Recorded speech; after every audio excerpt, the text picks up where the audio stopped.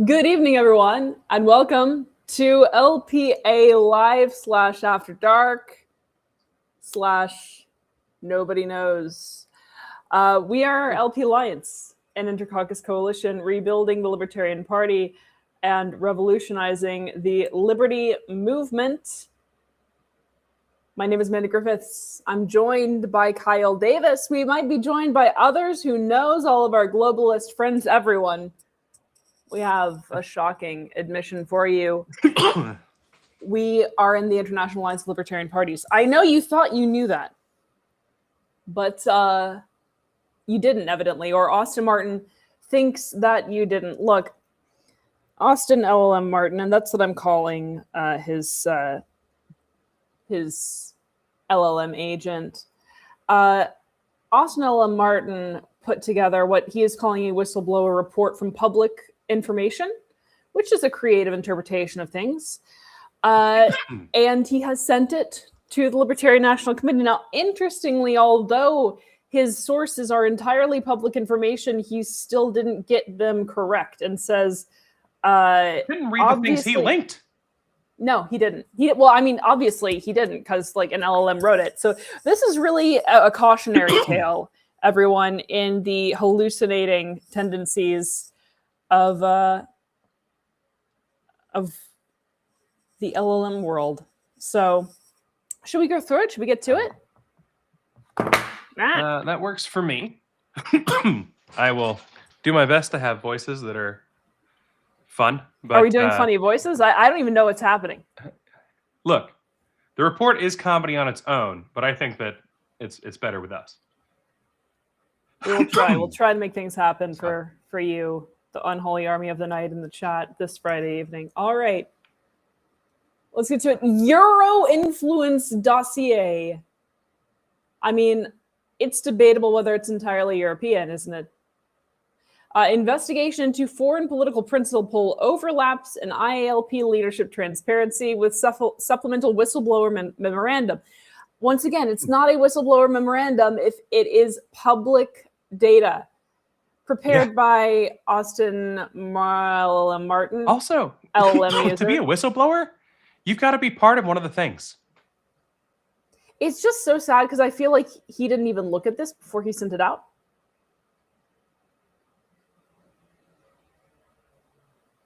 Are we on? Yay, we exist. Are we? We're rocking and rolling here. You haven't read the contact.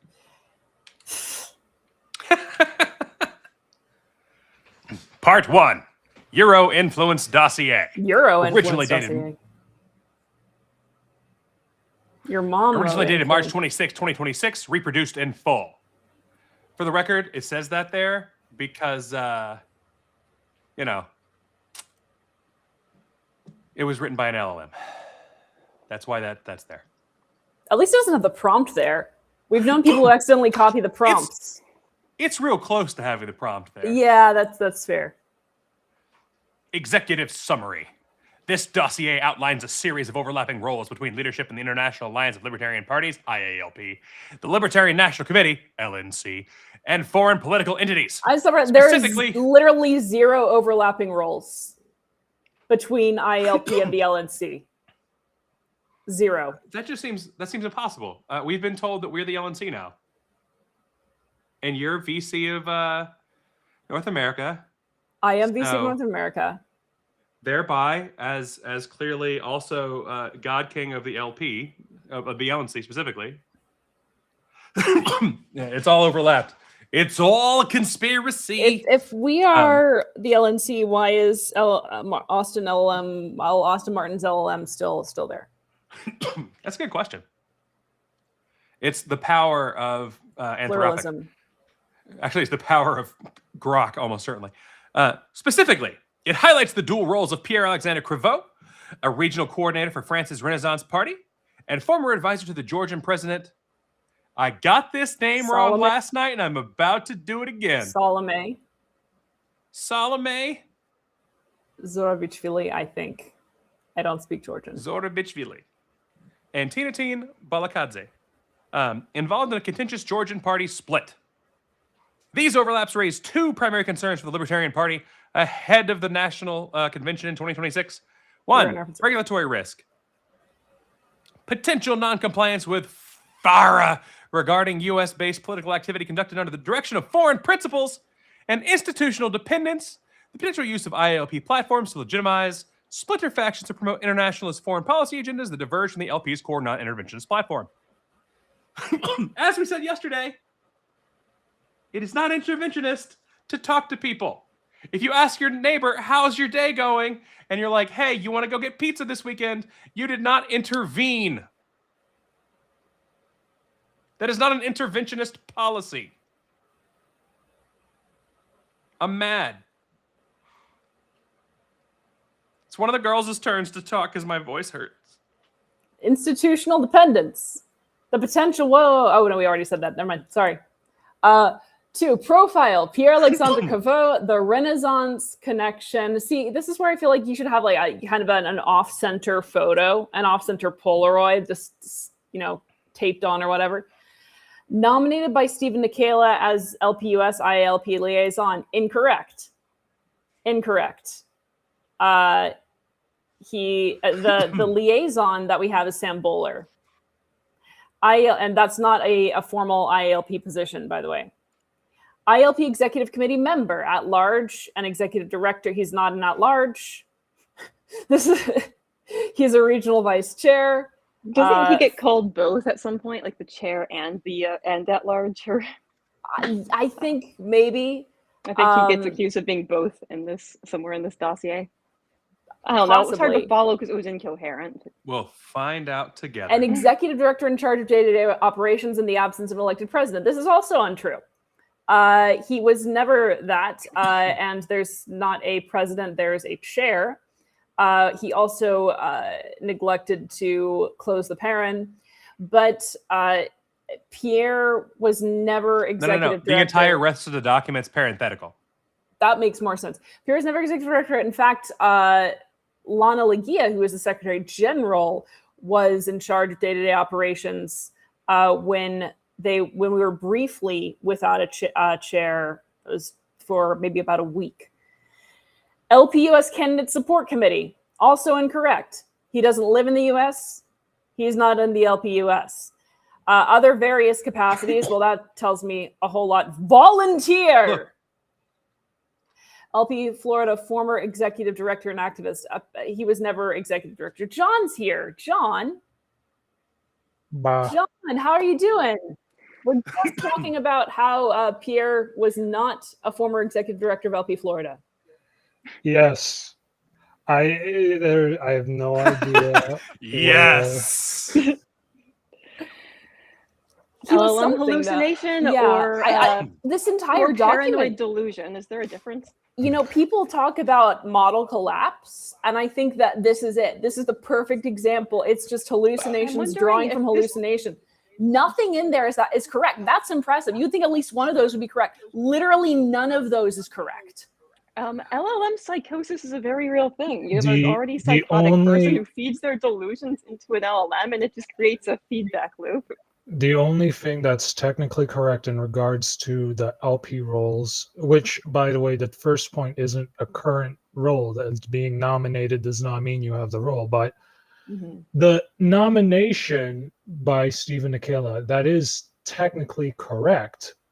None of his sources, however, actually show that, because all of his sources point to a motion that originally Nikela wanted to appoint Creval Asatiani as the liaison, but Karen Ann Harlos had offered a friendly amendment so that he would be an additional liaison to the person who was at the time the IALP liaison, Dr. James Lark, or Dr. Jim Lark. Yes. Of course, this dossier will later go on to call Creval Asatiani the IALP liaison, even though the current IALP liaison is actually Sam Bowler. Yes. So sorry, go on. Nothing. Basically, yes, but like either nothing in this is right, the sources John. actively. We have your document after this one. This one's the funny voice times. It's no. I This is actually funny I voice like times, I John. like Funny voice I time. like debunking it in real time. I think it's I do. yeah. I just got back from another thing. I'm drinking water. Yeah. Well, there's your problem right there. Foreign principles: Renaissance France, the centrist party founded by Emmanuel Macron. UNM, Georgia's primary pro-Western opposition party. What does it tell you if the opposition party is pro-Western? Where he serves as director for foreign affairs. Monster. I actually don't think that's current either. I don't think so Gierci, either. More Freedom, libertarian splinter group associated with the ILP. That it is a full member. It is a libertarian party, not a splinter group. Georgian It's government. bigger than Gierci. Yes. It's the bigger of the two parties. Yes. Gierci is now a far right party, for the most part. Some people might take issue with that, but it is decidedly more right leaning. Georgian government, They former support advisor to the Georgian president, Salome Zurabishvili. I just did. Funny thing about the former advisor thing, from what his sources say, there isn't actually anything that directly said he was a former advisor. However, I was able to, doing some actual research, find an article where it was the announcement, an announcement in 2018 of Salome's advisory board. He was just listed as a prospective intern. And in his LinkedIn, it will only say he was an intern and then he worked in some media stuff. It's a thing where either it is statements in here are completely false, or the statements in there are very misleading, and where there's like a modicum of truth with it, but it's like finding a diamond in a pile of crap. It's the main thing you're going to find is crap. It's like it'll be something that like there may be a shred of truth to it, but it's taken completely out of context, like the case with the screenshots where like there was The context screenshots did happen. deliberately edited out to remove the comments or the questions asked right before Kyle made a response, for example. Yeah. By me. Questions by me specifically, which was even more funny. On September 20th, 2025, Le Courrier des Amériques confirmed Crevaux's appointment as the regional coordinator for Renaissance in Florida, Puerto Rico, and the U.S. Virgin Islands. Mission scope: his role involves organizing French expatriates, membership drives, and preparing for the 2026 French consular elections, which are very, very big in Florida. Conflict analysis. Crevaux is simultaneously representing a foreign governing party, Renaissance, and the U.S. political party's international wing. Also incorrect. He does not represent the U.S. in any capacity. And also, the ILP is not the international wing of the United States. You would think that you could get your story straight enough, because at one point we're being told the ILP is the U.S. political party's international wing. On the other, we're being told that the U.S. political party is co-opted and dictated by the ILP. So which one is it? What's the wing of what? If it was an international wing, like that would imply that we were in charge of it. But still some bullshit I got about foreign infiltration, I guess.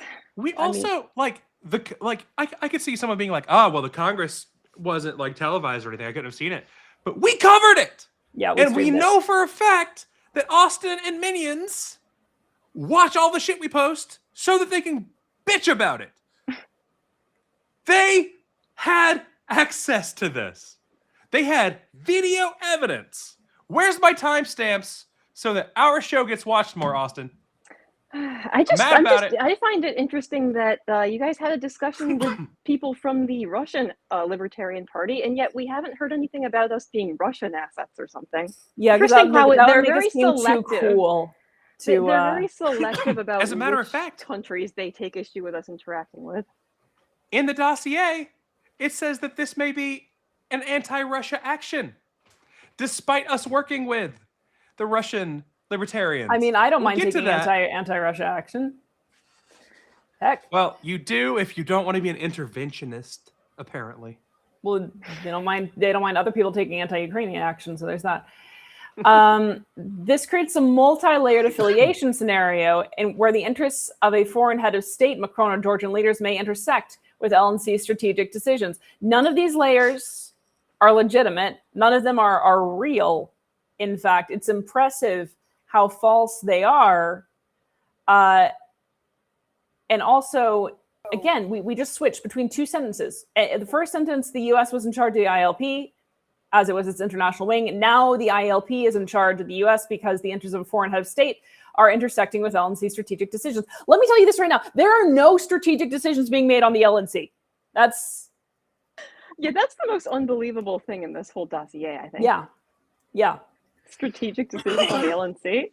Also, what qualifies this as a dossier? The fact that Random bullshit. It sounds the really fact that cool. it sounded official and cool.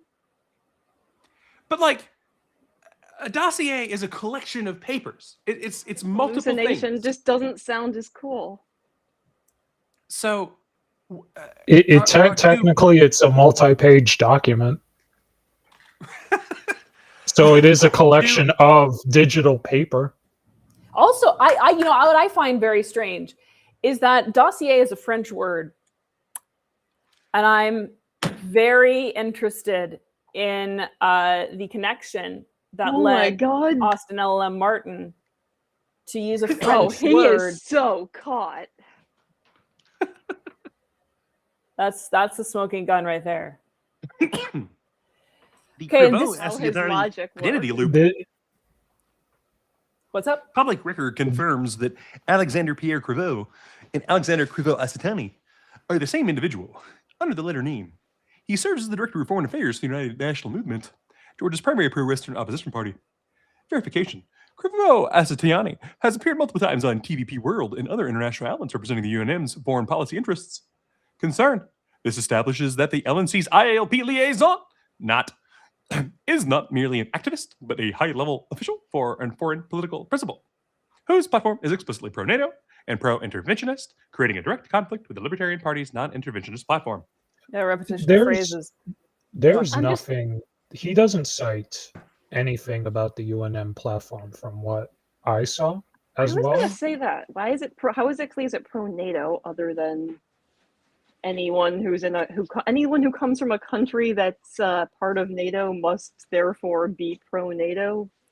Here's the thing: I find it very strange. Is Austin LLMartin also seems to have not always gone by the name Austin LLMartin from research, but more on that later. No, so this is something that happens when people have multiple names.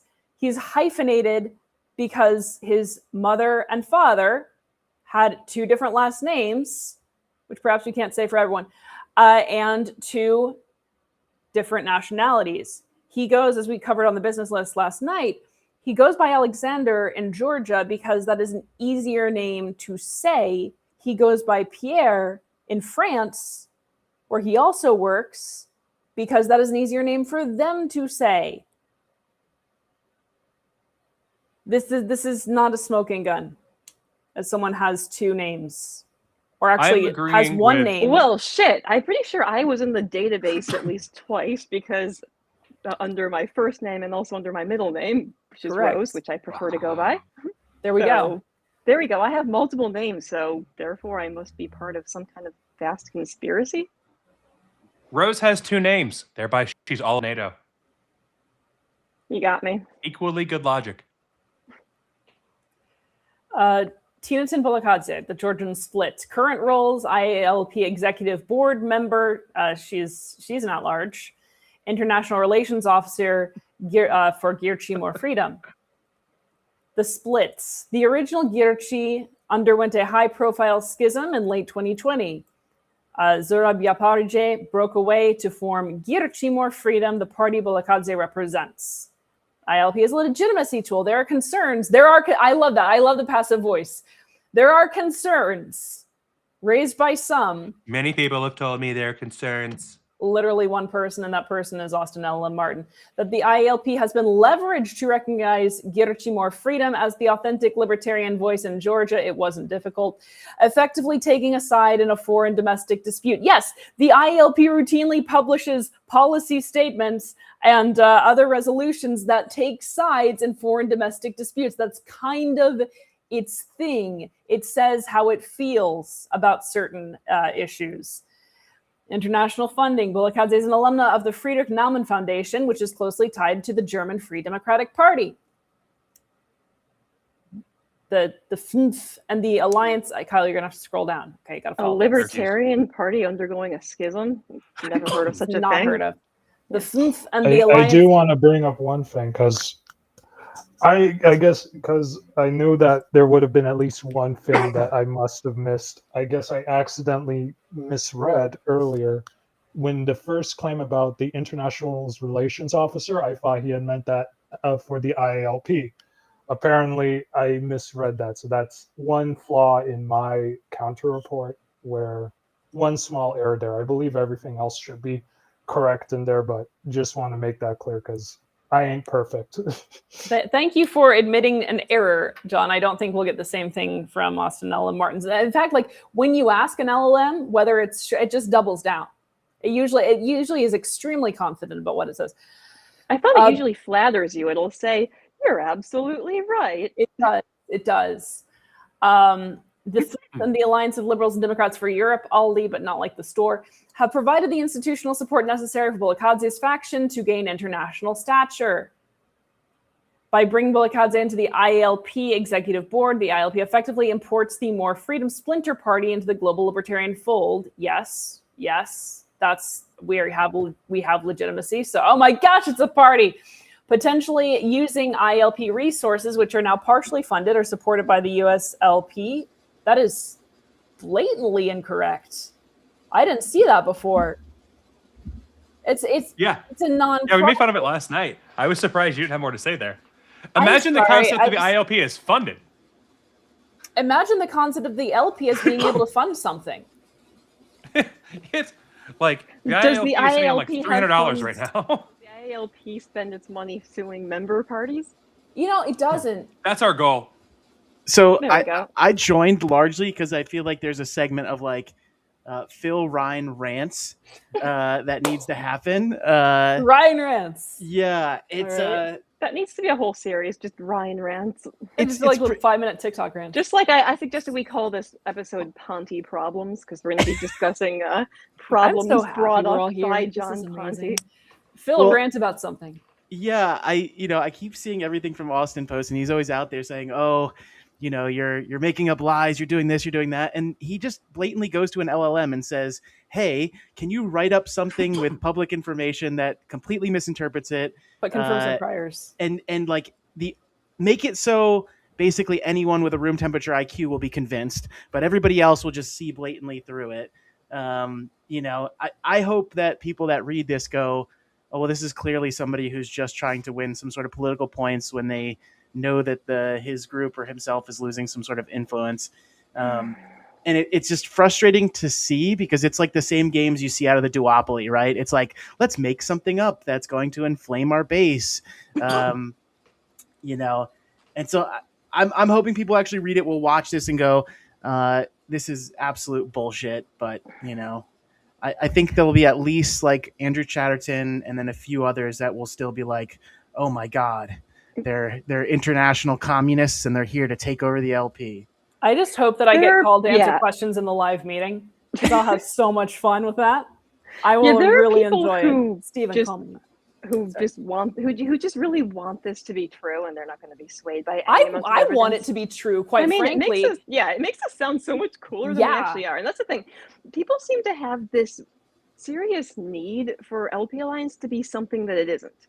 It's like they can't comprehend that maybe there were enough people who legitimately were fed up with their particular faction's way of running the party, that they actually did just set aside their inter-caucus differences, get together, and start organizing to retake the Libertarian Party.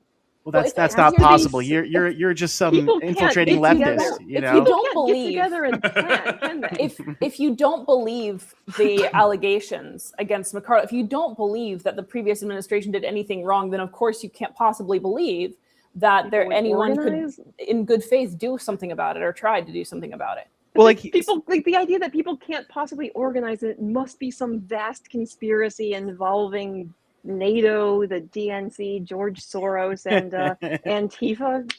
let's throw out some more buzzwords that we can rise up a low FBI. IQ base, like but I think there's enough people out there that have probably seen like us, each of us, like as go out and interact with people that are very different versions of libertarians, and go, well, maybe all these things we're hearing might not be true, and hopefully people know us by now and they're not going to be swayed by it, except for the It's a kind of small bottom of the handful barrel. that gets on my bad side, but if you're on my bad side, you'll know it. We I know, it's wonderful to watch. in our calling of members today, we had someone get very irate with us about the concept that we have not been public about our opinions and things. So like, not everyone knows us for sure yet. We'll keep working on that though. I was going to say It's quite a fair that was a representation. story. we've been pretty public. I don't know what we've not been public about. But go on, scroll down. It's partially funny that is false. The ILP, once again, I think people can see its finances, so can check. Romanchuk, the Ukrainian connection. Yaroslav Romanchuk is the ILP chair. Wait, how is there a chair? I was just told that Pierre was the de facto head of the ILP because there's no president. Okay. Before this is all read and we go into the specifics of this, is this going on the idea of like the party must be pro-Russia and anti-Ukraine? Yeah. Is it like I would argue? Are they saying like the That Rockwell what's happening rule now, here like, is if required? we talk to any other country, we're evil. Except no, only certain countries though, only NATO aligned countries. So again, we can talk to it's libertarians institutionalized and- Rockwell rule, which is like, I hate to break it to everybody, but it's a really dumb rule. Okay, it makes you look like you're siding with one authoritarian over another because one is weaker. Oh yay, America is suddenly a weaker authoritarian. That would basically be their goal. Well, there's tons of authoritarians in the world, and you seem like a fraud if you go out there and pretend like Putin is some nice guy, right? Instead, you just say, hey, everybody living under these status systems, there wouldn't be war if there was none of these governments involved. And that is a much better argument than trying to pretend like everyone in Ukraine is evil and like everyone in Russia is great. It demonstrates an inability to separate people from their governments, and like as libertarians, that's kind of our entire thing. People are not their governments. Or their idea that country. us, for example, like talking to people and associating people who are originally from Ukraine means that we're working with people who must therefore still be aligned with the government of Ukraine. It's a very collectivist mindset and not something that we are supposed to succumb to as libertarians. I do want to make as sort of a separate tangent, because when you mentioned earlier regarding like how the claim that Krivao Satyani would was it executive director in control of day-to-day operations in the absence of an elected president. It shows that Martin didn't do his due diligence, because if he had checked the constitution of the International Correct. Alliance of Libertarian Parties, they don't have a president. Correct. They have, of course, the chair. But again, I'm being unfair because again, LLMs don't have like actual memory, so it would make sense that they would just switch roles and not remember. Well, a respected economist and Belarusian libertarian dissident who ran for president against Alexander Lukashenko in 2010, Romanchuk is the managing partner and attorney at law of Yukon Legal Group, which with offices supporting Ukrainian and cross-border operations. He's also, I don't know if it's a fellow of it's not Mises Institute, but it's another Mises-related organization abroad. This is not mentioned. It's like the European Mises Institute, right? Yes, exactly. Exactly. Yes. In this capacity, he advises on foreign investment, corporate structuring, tax optimization, and partnerships to attract international capital into Ukraine. Romanchuk was elected IALP chairman on 25 February 2026. So again, we know this is written by not Austin LLMartin because usually Americans will flip the day and the month. So we're just copy pasting now, if we're lucky. During the first Congress/General Assembly as a civil society representative rather than a party delegate. The new executive committee also includes several members tied to pro-EU/NATO-leaning Georgian factions. Are they NATO-leaning or are they pro-NATO? We've once again switched. Well, I heard they were actually the directors of NATO.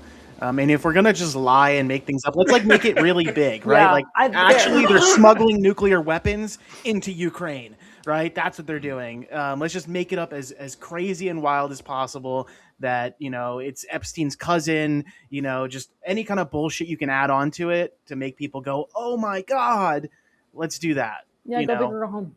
Yeah. So like Austin's also gone on before about really liking a lot of the ideas of Hoppe, and then he's walked this back and said he's not a Hoppian and things. But if the EU or NATO or whatever other group of places want to get together for some contract, isn't that exactly what like Hoppe goes on about? Because like you can say, of course, that, oh, well, every individual can go for it. But Hoppe claims that there's going to be a few elite families that are deciding everything for everyone. It's literally an aristocracy, which is why I make fun of it being anarcho-monarchy all the time.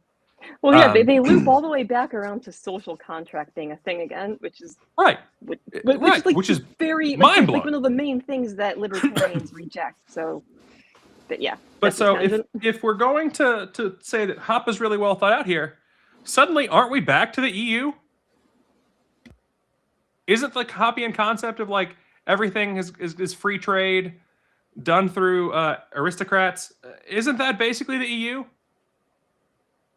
Yeah, the Europeans, am I the one that's crazy here? They're Europeans, that they don't count according to Austin LLMartin. Well, I think the difference is that it would be voluntarily gone into, so you might end up with the Hoppe argument would be you could have a... But it's voluntarily gone into by the heads of the... Yeah, but Yeah, that's only if the hierarchy is voluntary, and the idea is that there could always be competing hierarchies. So there's it's like one step removed from what the actual theory would be. I mean, it's what the theory would be in practice, right? Whether or not what it was kind of assumed to be versus what it is what it would be in practice. He has spoken extensively at conferences focused on doing business in Ukraine, challenges and opportunities, Ukraine during the war, economy, security, energy, recovery prospects, and post-war reconstruction forums where he promotes synergies between public sector, private capital, and foreign investors for Ukraine's recovery. What a monster. You need to scroll down. Who promotes synergy? I mean, it is a very corporatized word. I was going to say, a dynamic environment involving synergy. Yeah, that's evil right there. So he's onto something with the synergy word. I did do a quick check. Romanchuk is the president of the Mises Research Center, at least since 2002. All right. Strange that's not in here. Yeah, but Mises is a woke leftist, so, you know. If you quote him directly, yeah. But he did say that he's a good economist. Romanchuk has publicly framed Ukraine's resistance to the Russian invasion in terms of defending Western values and institutions, i.e. presentations such as Save Ukraine, Save the West. Oh, like Rescue the West. These are natural friends here. And his post-invasion economic program, Wartime Economy, What to Do, delivered to Ukrainian authorities in March 2022. How dare a libertarian try to advance libertarian policy? No, that's cultural Marxism. I don't know if you know this or not, but trying to advance libertarian agendas, that's cultural Marxism, and it will not be accepted from the Libertarian Party of the United States. Those are Alinsky tactics right there. Don't ask me to elaborate because I haven't actually read Saul Alinsky. I've just heard other influencers use the word. Tactics. His economic work explicitly addresses wartime conditions in Ukraine, including business relocation to the EU, security implications. Wait. I thought we were talking about bringing capital into Ukraine. And now we're talking about business relocation to the EU. Which one is it? Security implications for investment and long-term reconstruction. M dash that connects. Oh, Austin tried at this point. Topics that inherently intersect with Western military and financial aid debates. So one of the things LLMs are getting better at is sometimes connecting. And so we see the M dash above, save Ukraine dash save the West. I have a question, by the way. I'll bet it's not Austin. I have a The question. LLM never leaves a space between the M dash and the two words. For It's like those who don't know, who haven't heard him talk a lot, bless you, Austin LLMartin talks all the time about guilt by association and how terrible it is. And how people try to frame him because of guilt by association. This entire dossier is just layers upon layers upon layers of guilt by association is literally all he has. This is why Alinsky tactics. This is why I defended the hell of the Mises Caucus for so long, because I remember like when that SPLC hit piece came out, which that actually wasn't good. I don't say that much. Like the whole thing was based around guilt by association. It was like, so this one guy attended a convention that was also attended by this guy who's a white national. These sorts of tactics are what the Mises Caucus was supposed to be against. Or at least that's what we were told. Like, also, this brings up a thing. Yeah, they're very selective. Y'all can disagree with me here. With these values and these principles. But and that's what's so frustrating. I always disagree with you, Kyle, so it's okay. It's pretty fair. But guilt by association, like, it's bad when you're doing it on too wide of a scope, right? Just like Rose was talking about.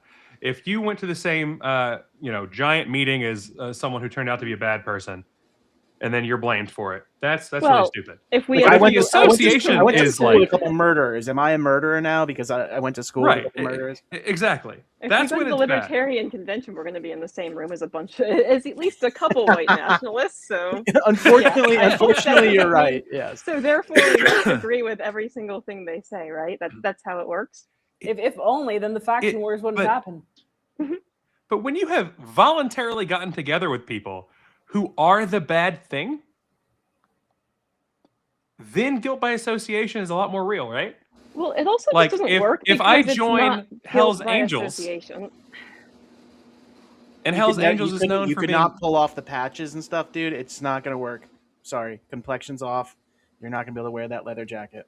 Only Amanda can do that. I'd pull the beer back out.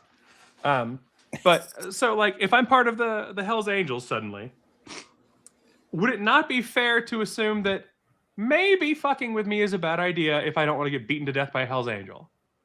Like, right? Like, there are associations that happen. That's everything we do in life is an association between, like, what the person's doing, what they've said, and everything else. So if you have chosen with your speech and your actions, man, like, have you ever thought about how everything's an association? Everything's like vibrations and connected, man. Yeah, we're all associated. I'm gonna do this to Amanda the next time that she starts talking. We're all just associated together. Here's the thing when it comes to, like, all of this specific thing, when it comes to the more, what we'd call, the more, like, if there is a more EU or NATO-leaning support when it comes to libertarian parties within Europe, I think it is, we have to remember it's not a vacuum, especially since the main focus is primarily Eastern European nations. Mm-hmm. They are, of course, former Cold War. They are former Soviet nations for a good part. Like, a lot of Romanchuk's work is trying, at least from the, I think even some of the sources provided by Martin, is trying to help promote economic policies to lead to, I guess, what you call economic liberalization after, the dissolution of the Soviet Union. Yeah. We have, of course, Gurchi and Krivo Asatyani being part of the Georgian Libertarian Party, which, of course, Ukraine and Georgia are both Middle Eastern countries. They're going to be impacted still by the general Cold War atmosphere that still pervades, even with the dissolution of the Soviet Union. Right. So the main thing that needs to be understood is that the IALP is not supposed to be a homogenous group per se. It is supposed to be a pluralistic group, at least from my understanding, a pluralistic group, a big tent, as the good Dr. Ron Paul would put it, of different libertarian parties throughout the globe. And this is actually, sorry, finish. If you're and it's outlined in the IALP that they are allowed to that the parties are allowed to disagree with things. They don't have to necessarily hold to any specific policy as long as they abide by general principles that are outlined in, I believe, the IALP declaration. It also really emphasizes the fact that principles have different manifestations at different times and places. So when we would be talking with representatives from parties that were applying for membership, they would all be focused, their platform would be oriented toward particular issues. And then, sometimes people would ask, well, what do you feel about this? And it wasn't as much on the radar. And again, it shows that this is why you can't have a firmly negative approach, as in like not this, non that, a firmly negative approach to anything as a matter of principle, because those principles are going to have different manifestations at various times. So it's not about not being something. It is about being in favor of self-ownership, fighting for self-ownership, self-authorship, self-actualization, those sorts of things that can look very different depending on whether you're on a privileged island among another privileged island. That was actually a reference to America, but I realized the symmetry there. Or if you are part of a country that is being invaded, your principles are going to look different. Or if you're close to a country that's being invaded. Well, I guess, yeah, I guess when you're part of a faction that maintains a fairly strict echo chamber, these concepts are foreign to you. Exactly. And you can't deal with foreign concepts. It's very bad. Well, that's just a sign that you're compromised by the globalists if you deal with foreign concepts. To be fair, I don't think Austin LLMartin is dealing with any concepts. The ILP leadership reflects a shift toward liberal internationalism rather than traditional non-interventionism. Again, because non as a prefix for anything is not a principle. So yeah, it's gonna look different. The also isn't Isn't it classical liberalism? Isn't that also going to be non-interventionism? Isn't like none of the ideas that you're like? But they're not against each other. They're usually co-aligned, at least in a large sense. Often, liberal internationalism, though, and again, there's a difference between internationalism and globalism, as it's typically used. Globalism oftentimes means that you support this large global governance structure. Yeah, that's usually in reference to rule by a specific faction of technocrats that are vying for power, as opposed to the more nationalist technocrats that. Internationalism is simply about respecting the individuals across arbitrary state lines, because the state tries very hard to define who you are, because that is its function. Its function is to render things legible. That is genuinely what it does. But the state can't entirely define who you are, and that's what scares it. That's why we have all these attempts toward definition. That's why we have censuses and sorting and identification cards. It's all attempts to define, but you can't do it. So I don't know why we want to fall into this trap. Policy friction. The ILP's designation as an undesirable organization by the Russian Ministry of Justice on 26 January 2026 underscores the organization's active involvement in Eastern European geopolitical issues. First of all, it doesn't really, because the Russian Ministry of Justice can really designate anyone an undesirable organization. But yes, we are proud. We are very proud that the Russian Ministry of Justice has designated us undesirable. I am happy. I am fine with fascist totalitarians calling me undesirable. I want to frame that and put it on my refrigerator, partly because my refrigerator is stainless steel, and so it always smears, and I would like to have something very much to cover up the smears. All right. This designation... Can I at least say that we should be wanting designations like this from every government. Yes. Right? Like Yes. it should be like, America says you're undesirable, right? Like that should That's be the thing. It's a like badge of honor. using evidence that a member of ours was detained by DHS and investigated as proof that we must be doing something wrong when this is what happens to political dissidents. Like if this isn't happening to you, that undermines your credibility as a libertarian. Thanks be to Soros. I can see the comments on the screen. I don't. What did you do, Kyle?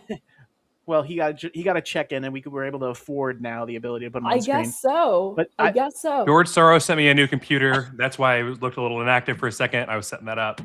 Now we have comments on screen. It's an incredible new technology from George Soros.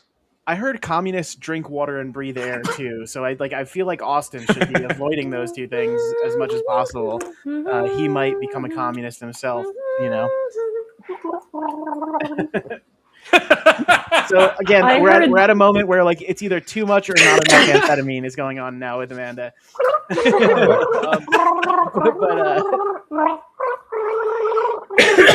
No, like Austin. Amanda's become full bird mode. Yeah.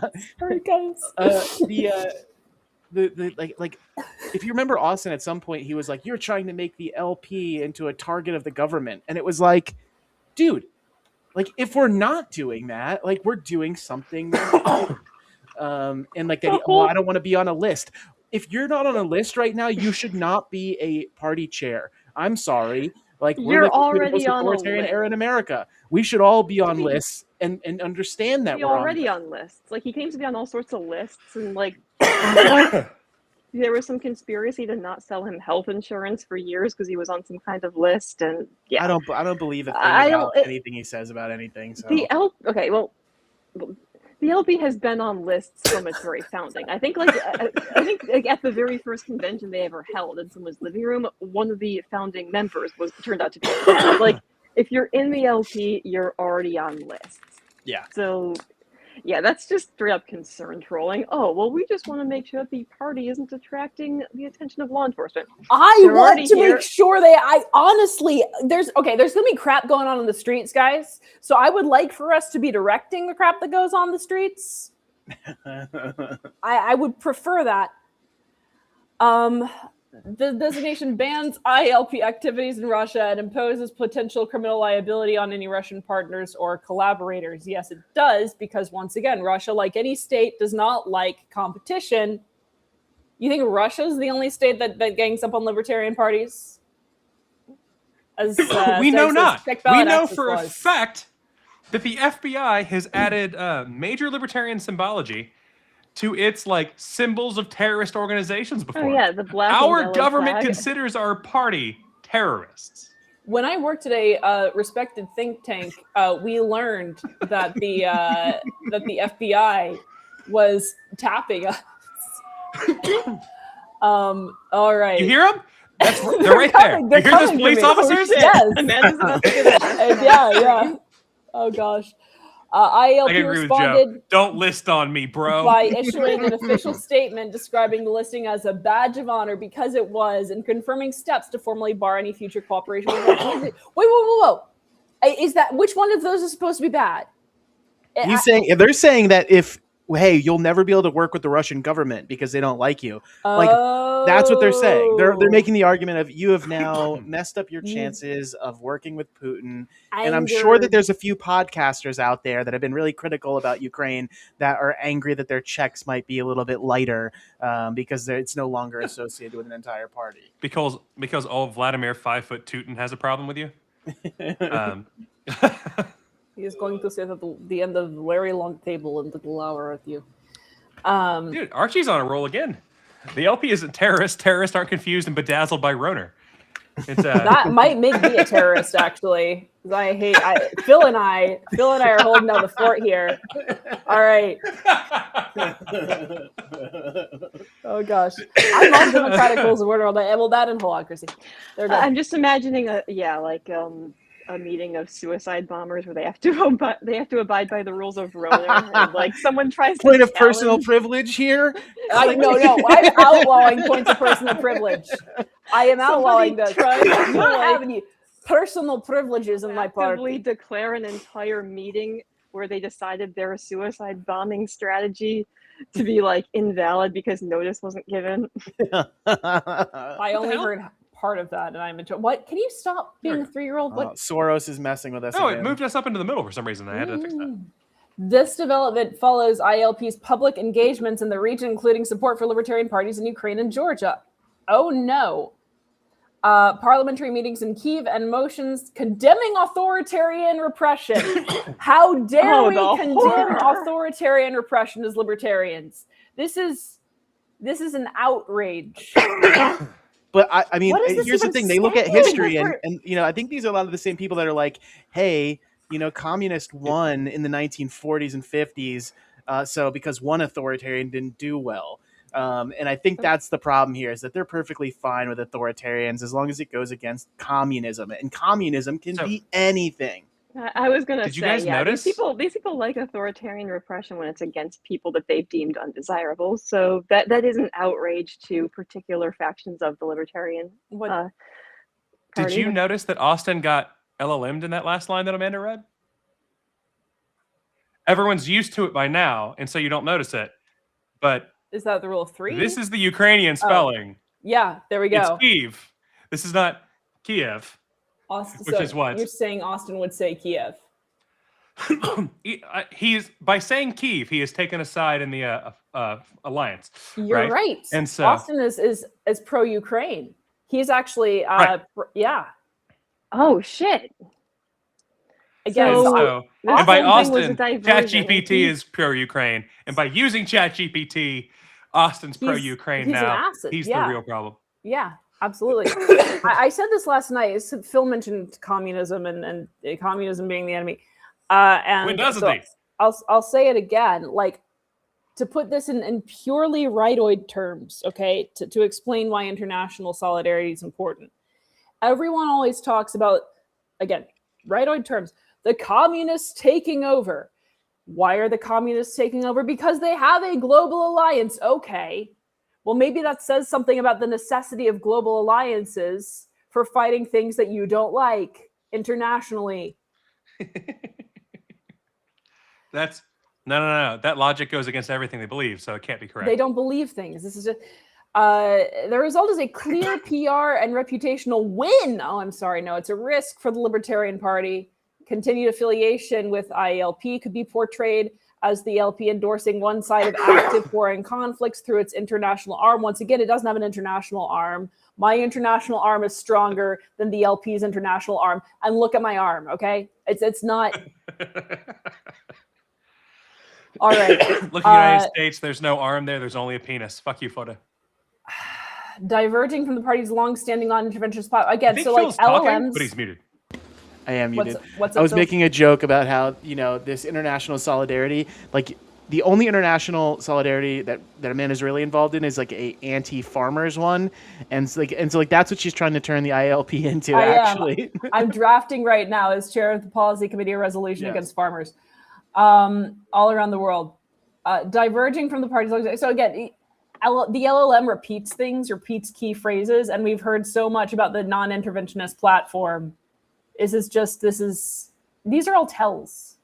The Russian designation occurred just weeks before Romanchuk's election, amplifying the optics of ILP leadership operating in a highly politicized Eastern European context. Yes, the Eastern European context is indeed highly politicized, and we can't escape that. But there is one clear group that is resisting fascist encroachment on their liberties.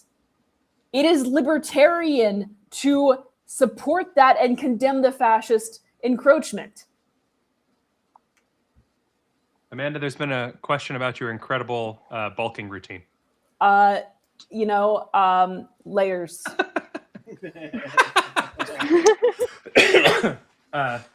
That's what I'm going to blame. My jacket doesn't fit anymore. That's why she's not wearing it.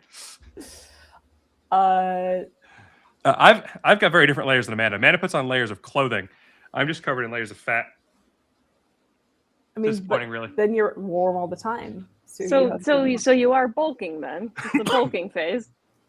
It's true. That's how you can spin That's why. Layering. That's why I'm gonna put stock in Taco Bell. By my powers alone, Taco Bell stock is going to go up and just get money back. Taco Bell's not even that good, though. You shut your whore mouth. It really isn't. Like they're selling. It used to be really cheap, so that made it worth it, but not anymore though. Like the price of fast food has gone up so much, it's not worth it. Phil just ran out to get a make your own Crunchwrap kit. Yeah, they sell those at stores now. I just remembered I haven't had dinner yet, and now suddenly Taco Bell is really good. Damn right. But that's just because I'm hungry. Okay, so I think it's my turn to read one, right? Yeah, I'm not going to let you get through this first bullet without having a conniption, as you well know. Oh yeah. But that's why you've got to be free to streak. The LP Alliance, which again, like this is on all of our official branding and shit. It's all one. It's LP Alliance, not LP. At one point, the LLM also calls it LP Allies. It doesn't know things, guys. Yeah, the LP Alliance Allies and Georgia is our Connection. nickname. Okay, you got to be on a nickname basis with us to use that term. Only my friends call me LP Allies. Yeah, we don't have that kind of LP relationship Alliance. yet, Austin. I'm sorry. The LP Alliance, a prominent activist and strategic cohort within the classical liberal. False! What? No, you're not within the class. This is such crap. This is the thing. This is the anarchist, you asshole. But like that's the thing. Get it fucking right. Or just anarchist. Thank you very much. He genuinely thinks that liberal, leftist, Marxist, communist, socialist are all the same. Communists hate liberals. Like, I don't know if you know communists use liberal as an insult in the same way that conservatives do. Your liberal sentimentality, my God, I genuinely. Well, Marxists tend to be conservative, so it's not really surprising on that one. They do tend to loop back around to being reactionary once they take power. I will say this is and I like the current trajectory of the classical liberal caucus. I think they're doing a much better job. I feel like they're honestly a little bit more anarchist leaning than they are. They're going to say they are. I wish yes, all there is not so much.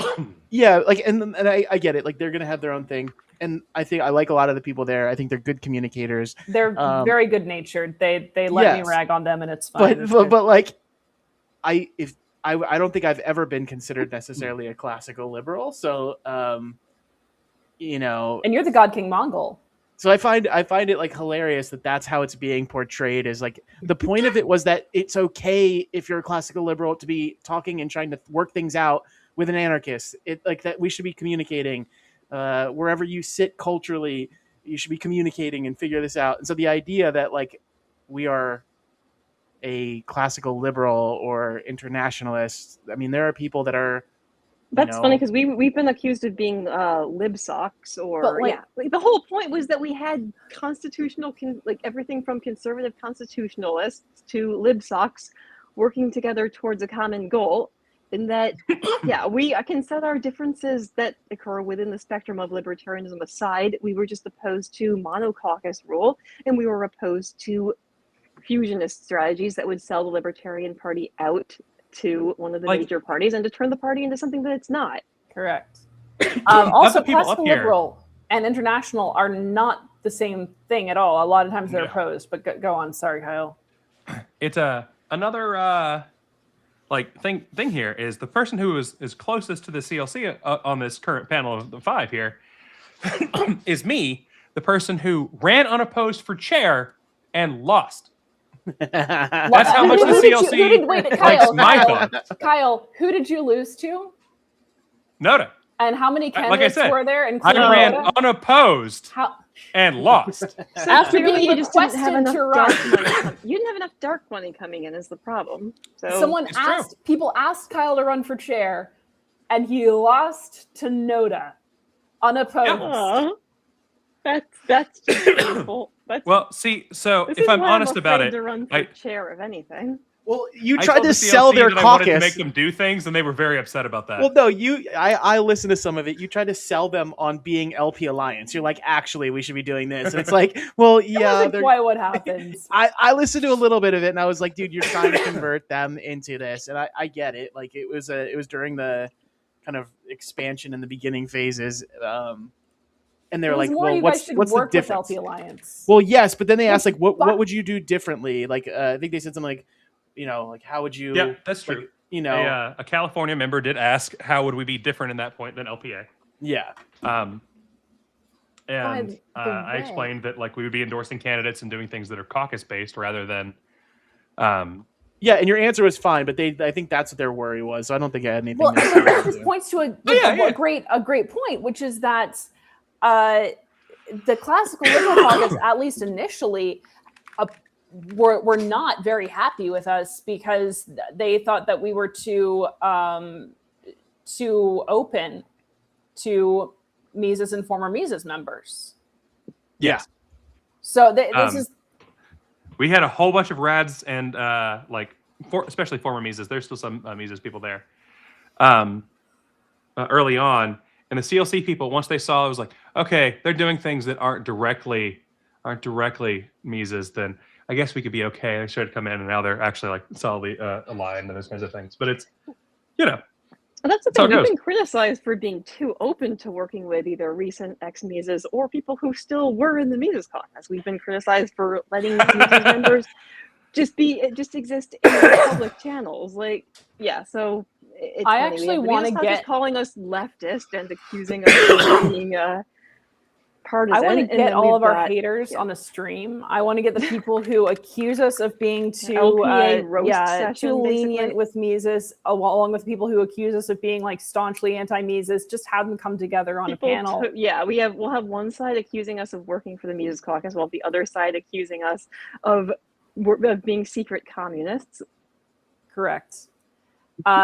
LP Alliance, not allies, but that's what it says, and Cravo appear aligned through the rebuilding and revolutionizing movement, documented in 2026, reform as starter packs on platforms like Blue Sky. What is he even talking about there? I genuinely don't know. I literally don't know. It's probably connecting do we have a Blue Sky? No. No. So does anyone use Blue Sky? I thought that was a short-lived thing. Was that another hallucination? I went and checked when the last time I logged into Blue Sky was.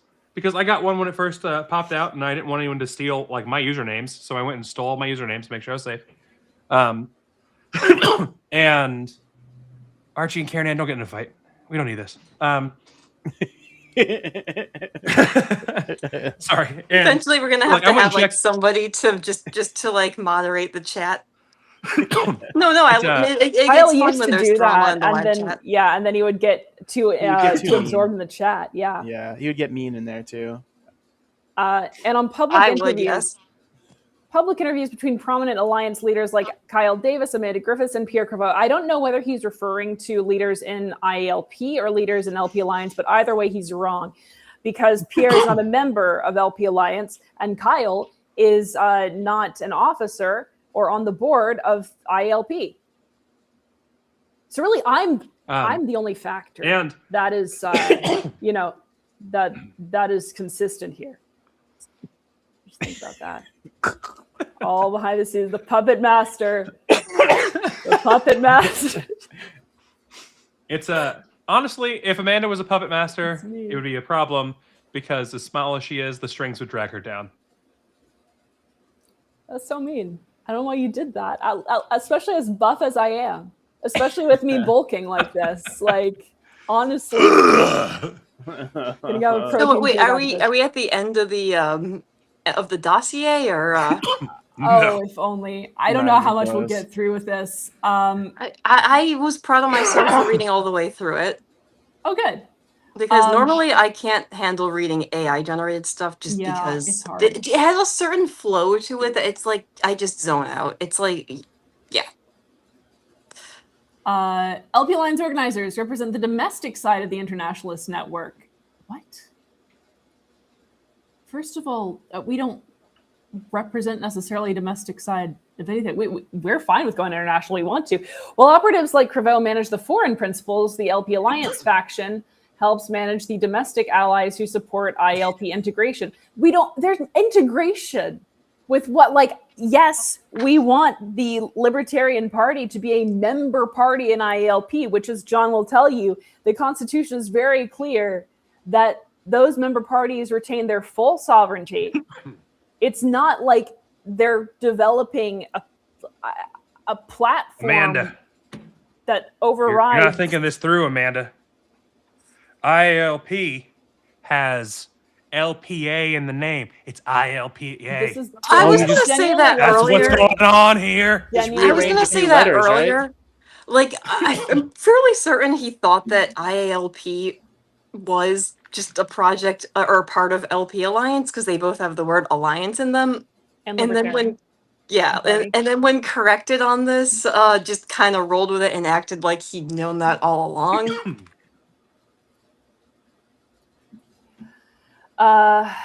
If the IALP is being used to bypass the LNC's non-interventionist floor, it's honestly there's nothing on the floor. It's below the floor.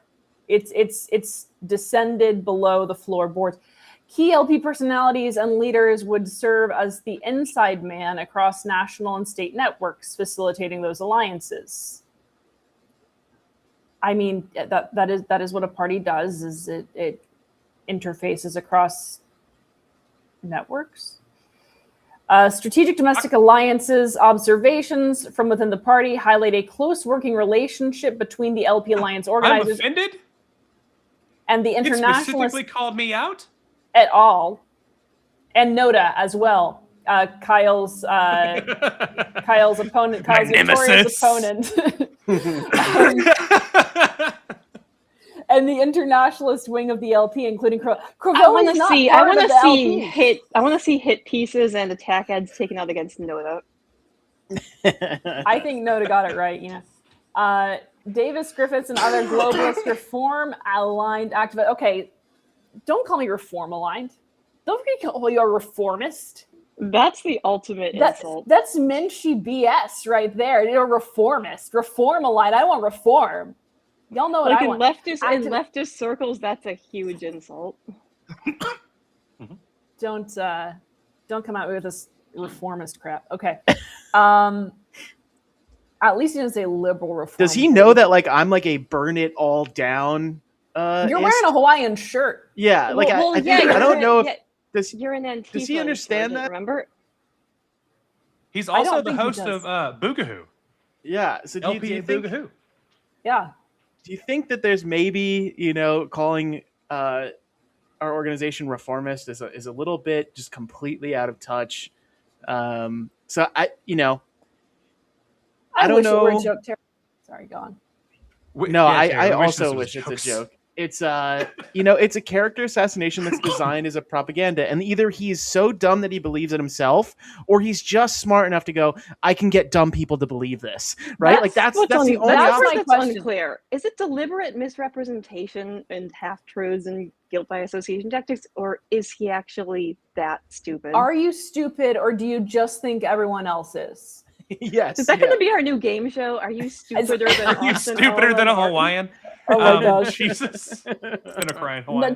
No, don't. Yeah, just the crying Hawaiian. Don't insult Hawaiians. I fixed myself. Have consistently supported the integration of the IALP into U.S. party operations. No. Again, does he understand? You know what? I'm not being fair because he's a member of the Mises Caucus. And the toxic Mises, which we call it MeTox, but do believe that being part of a group means that you are fully integrated into the hive mind thereof. So this their group where they actually do operate on what is very much a hive mind at this point. It wasn't always like that, but it is now. Yes. So now I understand why he thinks that being allies with someone means that you think the same as them and you're part of a collective that is fully integrated. So since people are talking about Austin being an idiot here, and I think that's unfair. He did tell me one time that his IQ is at least 12 points higher than mine. Why exactly that's 12? That's a very specific number. Yeah, it's not quite a standard. My best guess is right. Yeah, it's he has no idea what my IQ is. I have no idea what his IQ is. I have some idea. There's no way he thinks your IQ is in the 60s.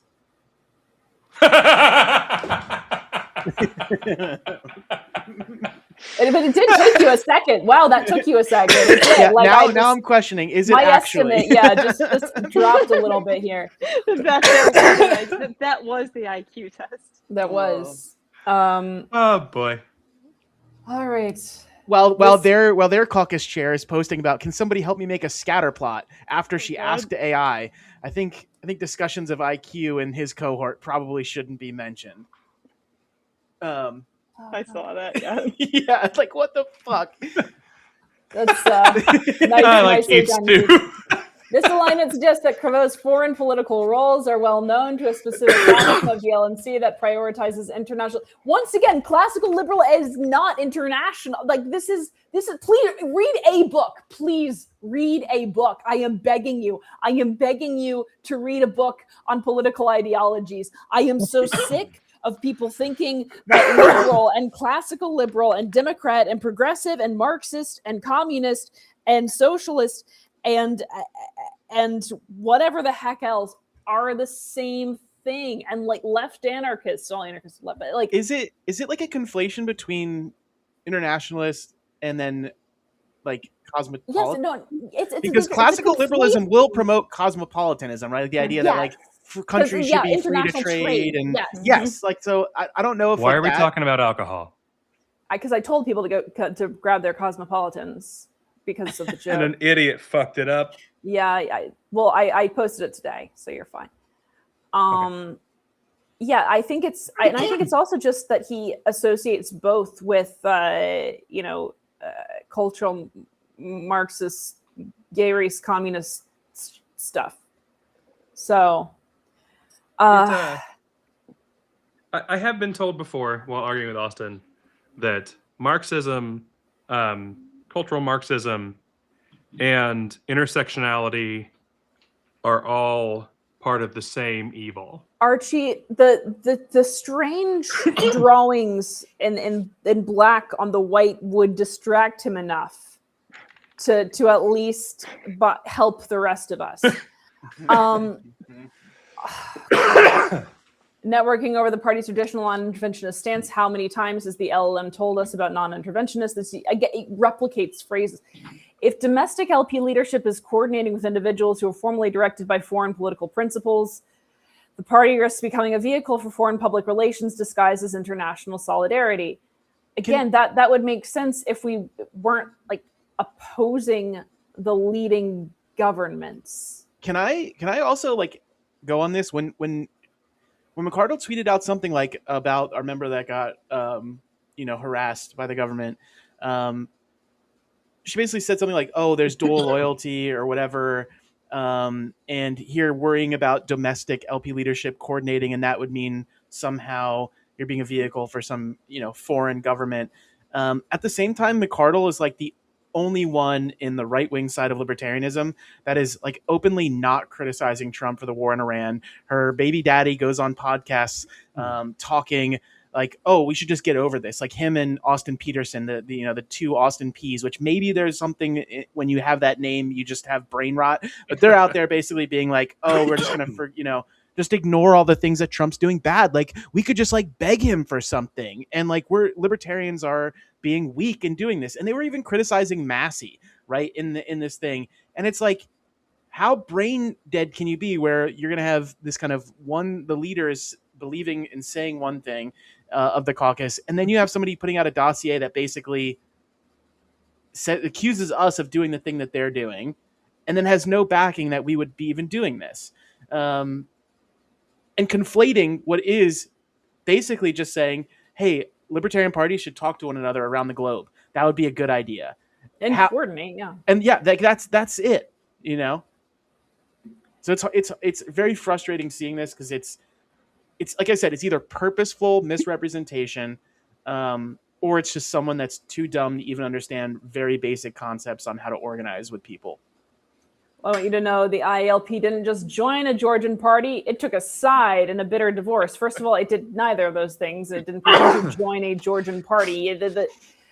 But don't worry, guys, an LLM didn't write that because Austin LLMartin went back in and put a semicolon rather than a dash. I actually think I know where the Georgia accusation came from.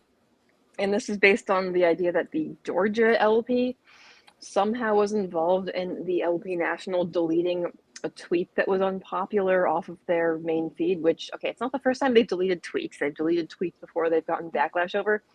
But I guess there was this idea that the LP of Georgia threw a fit over a particular tweet, and therefore they have influence over the U.S. Libertarian Party. Yeah, it had nothing to do with literally everyone commenting on that tweet, shitting on it, and talking about how awful and tone deaf it was. In 2020, the original Gierci split. The faction IALP recognized Gierci More Freedom, led by Zoro Japaridze and represented by Tinatin Bolakadze, is more explicitly pro-EU NATO and intervention. Oh, the intervention is repeating phrases than the original old Gierci, led by Iago Kvicia. The reason that Zora Japaridze split off from the original old Gierci is, well, he says there were many reasons, but the event that happened right before he left was Iago Kvicia defending someone who was arrested for having child pornography and purchasing child pornography. Well, that makes it a little bit different. Yeah, it's probably, if the leader of, the old Gierci party, is defending someone who was arrested for purchasing and owning child sexual abuse material, it seems justifiable to split off from that. Yeah. By the way, guys, splitting off is a light term. If that's a real reason, then I think splitting off is more than valid in possibly other actions. I just realized we have to stop the stream because this is confidential. Look at the header. This is confidential. Why did Austin LLMartin leak a confidential document to the entire public business list? Austin Martin leaked it. Oh, that's funny. That is funny. An NDA violation. He violated an NDA. The NDA he has. That's fraud. That's a violation of the NAP. He's going to libertarian hell. Why would he do this? We call that further proof that this was created by an LLM insofar as his main thing was to make it public. Why would he label it as confidential? I missed that too on my first read through. Gosh. He's gonna fabricate evidence from us and just stamp top secret or CIA on it or something. And he's like, look what I found. By the way, we've got a long way to go. So if people want us to skip some pages, we still need to get to John's response. No, wait a minute. I want the thing where. Right? So who is this Mikhail? He's charged with calling for a violent overthrow of the government. Which government was he talking about? The government. Government. Then I approve. I mean, really, that. I guess you don't need to know which one, but I approve of that. And if this is he saying this is a bad thing? I actually like this theory. I think Austin leaked this dossier that his LLM put together and that he submitted as a whistleblower. He found the dossier that his LLM wrote, and now he's being a whistleblower and leaking it. So that all makes sense. It's all fine, everyone. So the LLM is the real culprit here. Yes. This should be a bonding experience for all of us then. It should be, but that would acquaint or align Martin with the international arm of my buffness. All right. Do we want to go through all? I'm kind of worried. We're going to be sitting here. This is going to be like an LNC meeting. No, this is it's painful, and I know that I think the smarter game. I want to get to the fun. I want to get to the part about the funding stuff because and then I know John was supposed to talk about something as well here, right? His response, which is by the way. What I like about his response is he kept it to 3 pages. It was short, to the point, and completely dismantled the stupidity scene. I think I had extra pages insofar as the exhibits. It's just funny because the funding stuff. I mean, I just. But I want to point out the initial Archie, funding. Oh, I'm sorry. I just want to say that all of this is medical info. for Austin LLMartin. Like this is all a diagnostic tool, okay? We're meeting a lot of criteria. We're covering a lot of DSM ground here. Sorry, Rose, go on. Oh no, like about okay.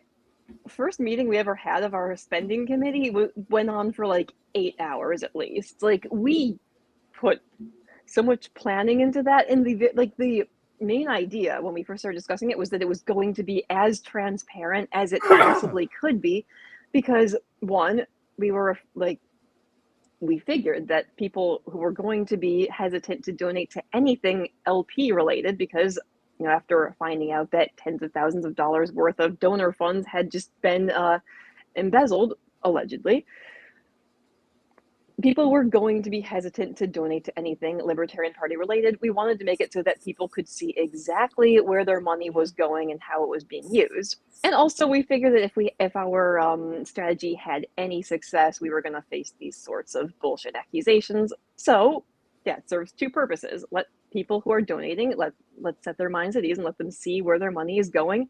And also let's be transparent so that we can avoid these bullshit accusations that we're getting dark money or we have people funding us or something. So right. Yeah, the most hilarious part is the funding stuff, because we have always been extremely open and transparent. Of course, the people making these accusations never seem interested in actually just reaching out and talking to us about any of this stuff, because what's crazy is imagine why.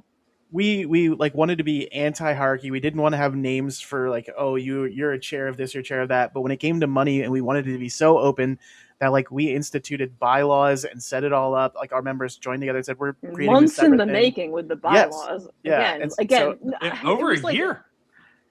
I feel like it was more like 12 not over hours. a year, I remember the initial spending Our committee thing? meeting No, went we're on talking for about, we're talking half about the bylaws a for day. the spending committee. Yeah. The spending bylaws committee for was the like spending it was like 6 months. It was like 6 months. Yeah. Yeah. Yeah. I just remember it dragging on for most of the day for the first meeting, getting the whole thing set up. So I did a good amount of writing of those. Oh yeah, You you did an amazing job with those bylaws. To respond to Joe, the LP Alliance has free emails for everybody, because a ton of this infrastructure is stuff that I have gone and fucking built out on servers here, so that we're not paying exorbitant amounts. After there's a few more things to implement, but once the implementations are done, everything LPA does, which has SSO, all kinds of security tools, high-end routing, everything else, it's less than $500 a year. Oh my gosh, when the stuff when here. you move, what are we going to do about your servers?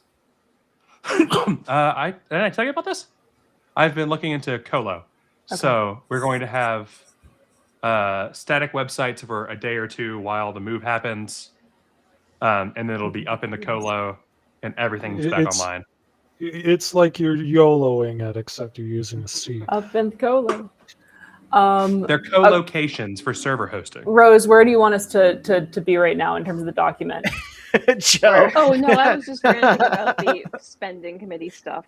But also, it's funny to complain about the tiered access thing when, we're still way more open than the Mises server. Here's yet another thing, guys. I mentioned this last night on the business list, which you should be watching every Thursday at 8 Eastern. Wait. I mentioned this last night. The no access we channel. have among our public channels. Does he think that the no access channel is an actual channel? Among our public channels, there is one called Secret Antifa Hideout, or is it Secret Antifa Chat? What is it Secret called? Antifa Hideout. Hideout. Austin Martin has not mentioned this once.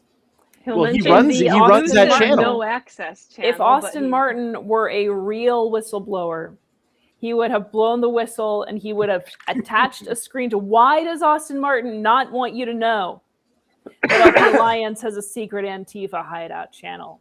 I want you to ask these questions. Well, people would find out while asking those questions that he's in there, and he's actively an Antifa member, and he just doesn't want his people inside of the Mises Caucus to find out about it. So he'll never tell anybody about that. Exactly. So let my people know. This is just one of the funniest parts, I feel like. So explain why this is funny, please.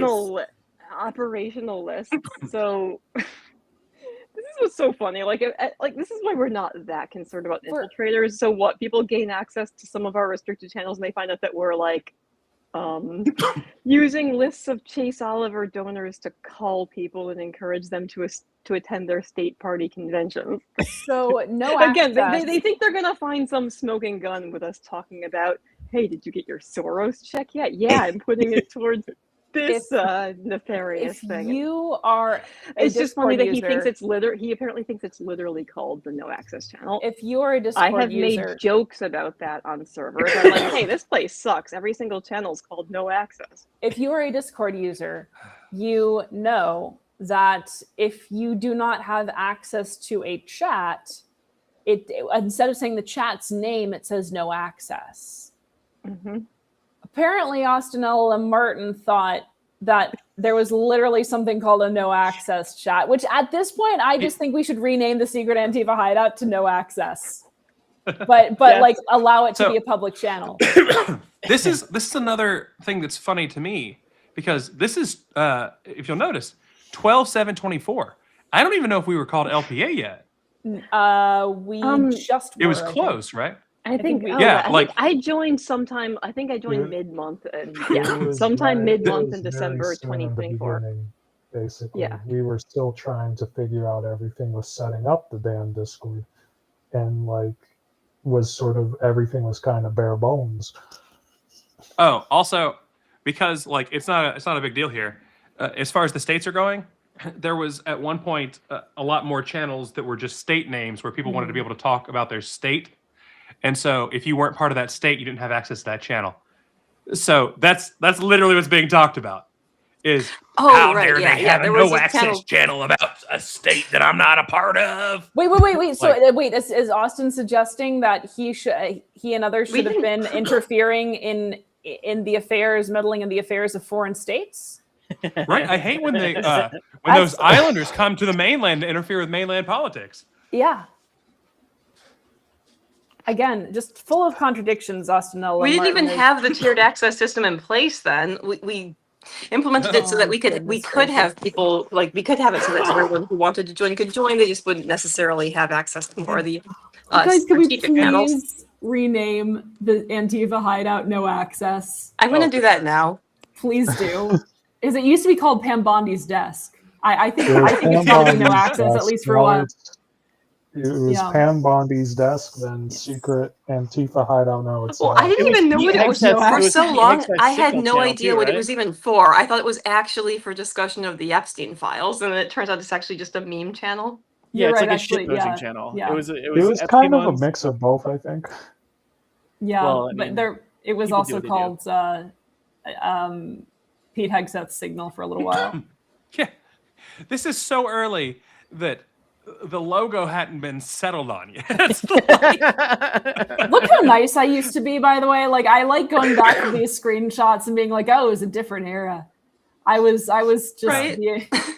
Saying this. This is when I first. Yeah, this is when I first joined. And like, wow, I was so nice to everyone. Right. That was a much more innocent time. Yeah, we got too comfortable with each other. We're willing to bust our balls repeatedly. I want to point something out here.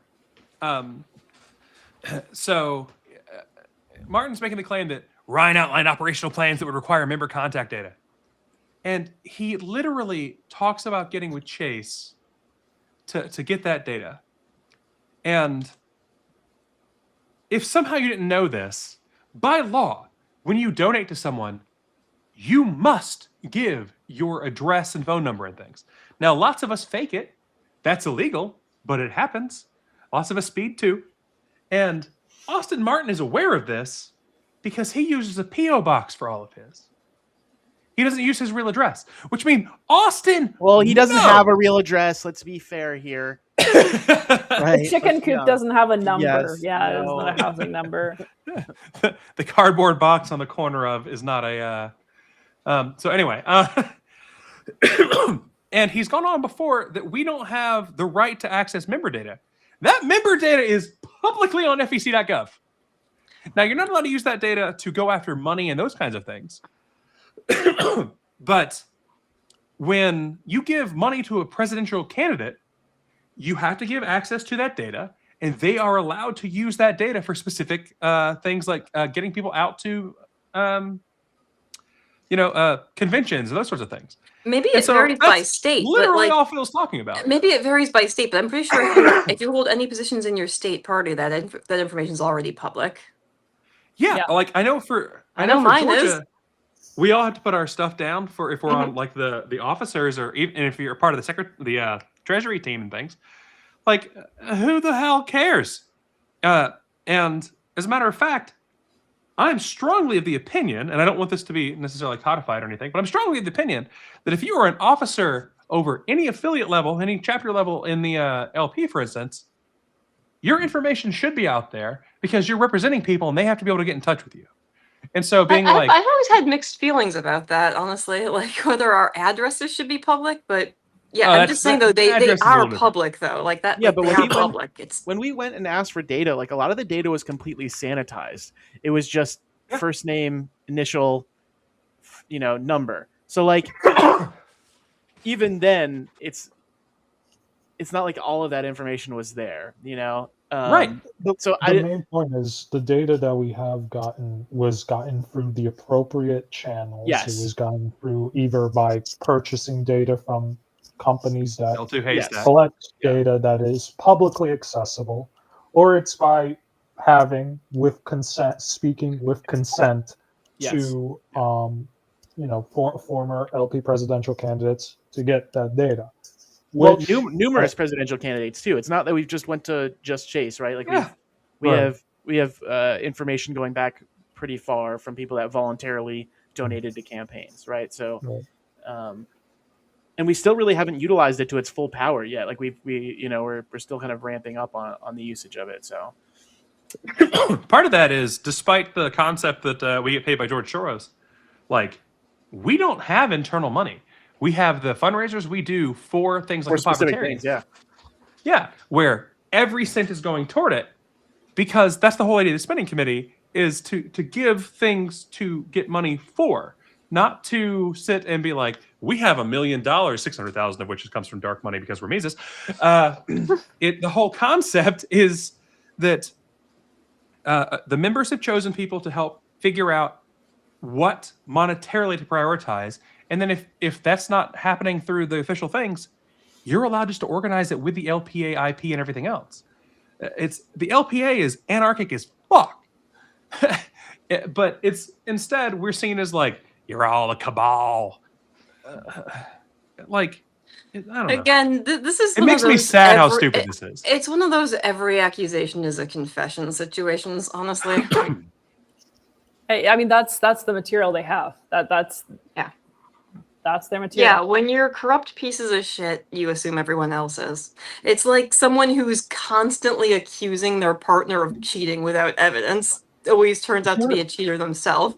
Constantly accusing someone of being corrupt and taking dark money means that you're probably corrupt and taking dark money. Just one thing that you know, because I hadn't noticed this earlier, but looking at it now, he's saying that what Phil stated here would be an operational plan that would require member contact data. The whole point of this mailer thing that Phil wanted to do is in order to get Chase voters active in the party, which I would assume would kind of imply that they're not really members of the party. Yeah. Which shouldn't we be growing the party? I thought that was the big thing. Relevance. Do we want to? Rob just stole my joke. I was literally going to say Kyle's cheating on me, and in reality, it's because I'm cheating on him. But Rob got to it. Why would we require? We know we're in a polycule. I can't be cheating on any of you. I'm very open about what we do at night. Do we want to go? You guys just admitted to being libertines on camera. Do we want to? That's their other buzzword. That's their other buzzword, libertine. Do we want to go to Ponty problems now? Because I feel like this is addressed. Okay, John. Before we start though, is your dossier confidential? Because I don't want us to be leaking any confidential information. We already have. Just put a censor bar over the camera then. That would be hilarious. No, it is completely free for the public to see. It does, of course, That's communist have an stuff. Free have an for error. everyone, commie. Well, Martin has been saying I'm a socialist like this whole damn time and lambasting me about it. So it's like, I guess the shoe fucking fits in this case. All right, let's get a Ponzi problem. Of course, there might be one or two errors in that, like as we saw, like I get because it was a lot of information even within that dossier that had to be debated because there's so much bullshit in it. But it was a comedy of dossier errors. I believe everything should be factual in that. And that should have been the name of the stream. Well, I suggested Dossier-heads before I thought of it. Sorry. Y'all want to pull up my report? Yeah, let's do it. Yeah, Kyle. I would have called the report. It is up, in fact. I'm just too stupid to have hit share tab. You've been doing that all day, by the way, looking at apartments too. Yeah. I'm so tired. Archie's figured it out. Who did Kyle lose to? NATO. NATO is now in charge of the classical liberal caucus. All right. You might want to make it just Sergio, if this gets back to you, I love you, brother. Yeah, zoom this in a little bit. It's a little bit small. Just a little. Get better eyes. I don't know if you want to go over ones you've already addressed, but just tell Kyle where to scroll and he'll do it after whining for a little bit. Yeah, whine a little bit. Well, actually, just for a quick funny thing, because in Martin's dossier, he labels the date as being April 2nd when I would assume he finished making it. Or at least that's what you're supposed to do. When you're finished making a document, you put the date of the day that you finished it. Yes. I don't know if that's what he did because he uses information, I think, in there that was after April 2nd. It gets worse than that because the date on it is March 26th. I just went and checked on Austin's. The date he has on there is originally dated March 26, 2026, reproduced in fall. But that was when he was still on his Antifa has infiltrated the LP kick. Like this delusion didn't start until at least mid-April. But anyway, that was just a fine thing. We don't really have to focus on the introduction because that's just explaining what the purpose of my report was. This explicitly explained the whole thing earlier when we mentioned regarding the whole LPA being a US-based operational vehicle for IALP, where he just fucking lied, or maybe not lied. He could also just be idiotic, but I don't know. Ignorance or malevolence, you're a cup of poison. But he had cut out the context regarding what was being talked about with Kyle's specific mentions about how they founded an organization here. In my document, I provided the full context with screenshots for the whole thing, including all my questions and concerns about the ILP, specifically asking about, hey, why is it being registered as a 501c4 in the United States instead of being registered as a different organization, different country like it previously was? So we don't really have to talk too much about that. Okay. Again, this report is out in the public. Let's go into the law shit. Martin has not done his due diligence when it comes to actually checking the law. I know because I decided to actually check the laws that he was referencing. Whoa, what kind of sorcery is that? You can just Google research stuff and look for laws and find out what they say and what the words. It's almost like the U.S. government publicly disseminates the laws that it expects its citizens to follow. It's crazy. So, LP Alliance. Martin claims it's a 527 organization. No, LP Alliance is not really registered as any kind of business entity. Correct. We did, however, register the spending committee as a separate thing we did register that as a 527 organization. It is also registered as an LLC with the Secretary of State of New Mexico. Which, if you want to scroll down to the very bottom, Kyle, just so we can see, because I provided an exhibit showing that. So that was, he really only needed to go, like, yeah, it's a little bit annoying. You'd have to go through maybe at most 50 different state business entity searches to find it. It would have been a bit annoying. Yeah, but also, like, there's a list of states to incorporate in based on like tax and data law, right? And so if you just Google that and you go down that list, you get there in one. Yeah. For political organizations, New Mexico has some really big benefits, so it's the top one listed. If you're doing just business things, then like Delaware and things end up higher. But like as a general rule, if you searched one, you would have gotten, and even if it was just a partial search, such as LP Alliance, this would have been popped up.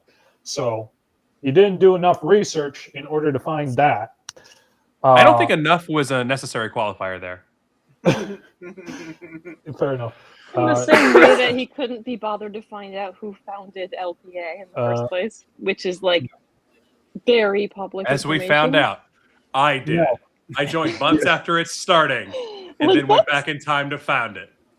I would be, if I were Phil, I would be highly offended. I'm offended that I keep getting called founder, to be honest with you, because I've fought to not have that be a term. But you're not founder. You're everyone know he is Dr. God King Mongol founder, Phil. Yeah, that makes me. Kyle had to like study under the master of Vermin Supreme in order to time travel back to found LPA. I used anyway. Go back to my old pictures. I always had a boot. When you go through time, you lose the boot.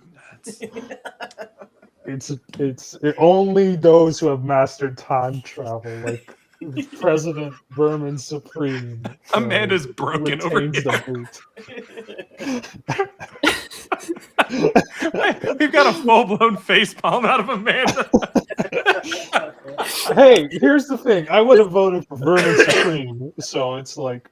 Do a live stream, they said. It'll debunk the claims that you're all fucking ridiculous conspiratorial morons, they said. Oh, dear. Oh, dear.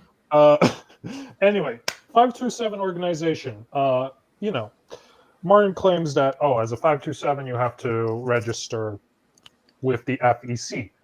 That is partly true.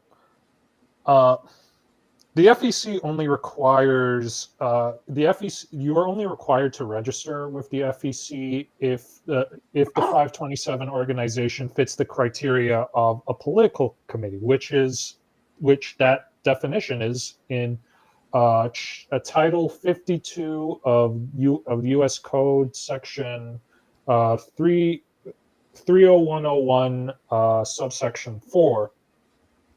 Now, as I explained in my report, the LP Alliance Spending Committee is not a political committee in that sense for these following reasons. It hasn't received any contributions aggregating in excess of $1,000, nor made any expenditures aggregating in excess of $1,000. Now, this specific point, contributions and expenditures, as defined in 52 Title 52 of the United States Code, Chapter 301. I think Chapter 301 is correct, but either way, it specifically defines contribution and expenditure in a way that is different to how they are commonly used. So it's why I specifically said that it has not received any contribution as defined within Title 52 USC Section 30101, subsection 8A, which defines, what is a contribution, and of course 30101 subsection 9A also defines what an expenditure is. The LP Alliance Spending Committee hasn't fulfilled that criteria. It's also not a segregated fund. So if it's not a segregated fund established under Title 52 of the United States Code, Section 30118, subsection B, and of course, the LP Alliance Spending Committee isn't a local committee of a political party. Just people fucking read the law. Now, all you it's been need talked to do about. Is read. Like, all that's you like, need to do is read. It seems like such a low bar too. So like Mises is a hybrid PAC. There are 527 and a super PAC, and a caucus, all wrapped into one name, etc. A name that they intentionally share with the Mises Institute so that they can attempt to, ride their coattails. And then the Mises Institute is like, don't put that evil on me. Don't do that. And so, like, they're basically, Austin's basically angry that we're not set up in the same dark money bullshit way Mises is. And we've talked about it. We've considered doing a super PAC because then we could actually help candidates more directly and that sort of thing. This was a long series of discussions before Kyle was even part of this. Like, we went back and forth. And I was like, just spend the money and have a disclosure. And I was like, no, let's be procedural. It was ridiculous. And literally the day before we were supposed to have the founding convention-ish thing for LPA, I had read the bylaws for the first time, which lets you know how involved I am there. And called everybody and was like, "Hey, issues there from that." I know.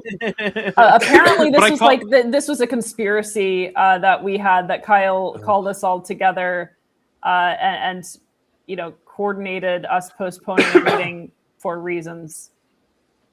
And that the thing is, the postponement was my decision. That was the thing. I didn't want to have it created because I was the main one writing those fucking bylaws. Well, no, it was a genuine, we weren't sure what type of organization to file as, because I remember some had certain advantages, others well, we also had to worry about legal risk. We just had to make sure all right, in some cases, we would have it would have prevented, we wouldn't be able to officially endorse candidates if because we couldn't register as a political party. If we as originally we thought about registering as a PAC, but that had its another set of issues. But as a 527, the upshot is that we're not organized like Mises is, and this confuses Austin LLMartin greatly. That's basically the moral of the story. Look, we're so confused by ourselves that we confuse our opponents. That's the thing. We had everything all set to go, and then we had an emergency meeting because all of a sudden there was this whole set of concerns raised about whether we wanted to be a 527 or a PAC or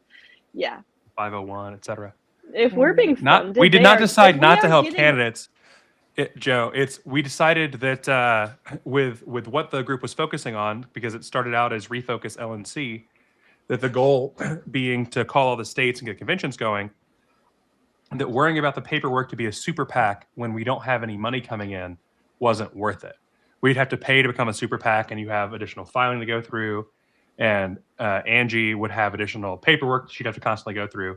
So the intention is for LPA to grow to the point where we're getting money in to be able to help candidates and help them campaign and everything else. We wouldn't be able to do that, though, as a 527. You can, as long as we also spin up a 527 super PAC and go hybrid and some other nonsense. Why would we do both? More than likely, our members would just choose to do a spin-off PAC of some sort. That is likely what we would end up doing. But yeah, right. So, what was his whole thing about this? What was he claiming about our financials? Again, I just want to say though, we didn't file. There was no proof of us existing because we didn't file with the FEC and that kind of shit. Oh, so if we're not on a government document, then we're not. Yeah, all of a sudden we're bad for not being on a list. Again, it's just a thing where he didn't do his due diligence. He didn't do his homework because he had an AI do his homework for him. I want to make sure we get to section 10. We're almost 2 hours Whoever in. is funding us did organizational not get structure their and money's actions worth. is- That much is true. The organizational structure and action section we don't really have to talk about. It was just saying, look, all the accusations about the tiered list when we were trying to do organizing around conventions, that kind of shit. That it's true, but it's trivial. There isn't really anything shady about that, especially since that was stuff that we were being public about. It's like the Radical Caucus has done organization, the Mises Caucus has done organization, the Pragmatic Caucus, when it was in existence, did that kind of organization. They all did organizations similar to what we were trying to do. The difference was we're a little bit more chaotic. So I want to make claims sure regarding we data get use. All right. So the main thing with that is that Martin, of course, makes the claim that, because of his fucking accusations against Kyle here. I'm sorry for swearing so much. Also, I'm just feeling vulgar tonight. Because of all the Let the anger If you flow stop, I'm gonna through fucking you. kill you. No.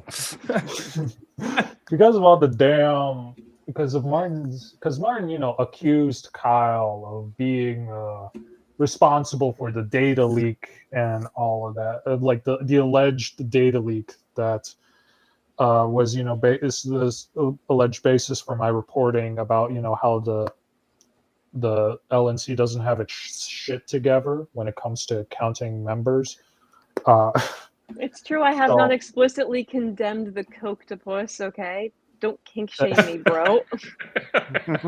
But anyway, basically, so he brings up stuff about how Kyle downloaded a membership database and quote unquote implied using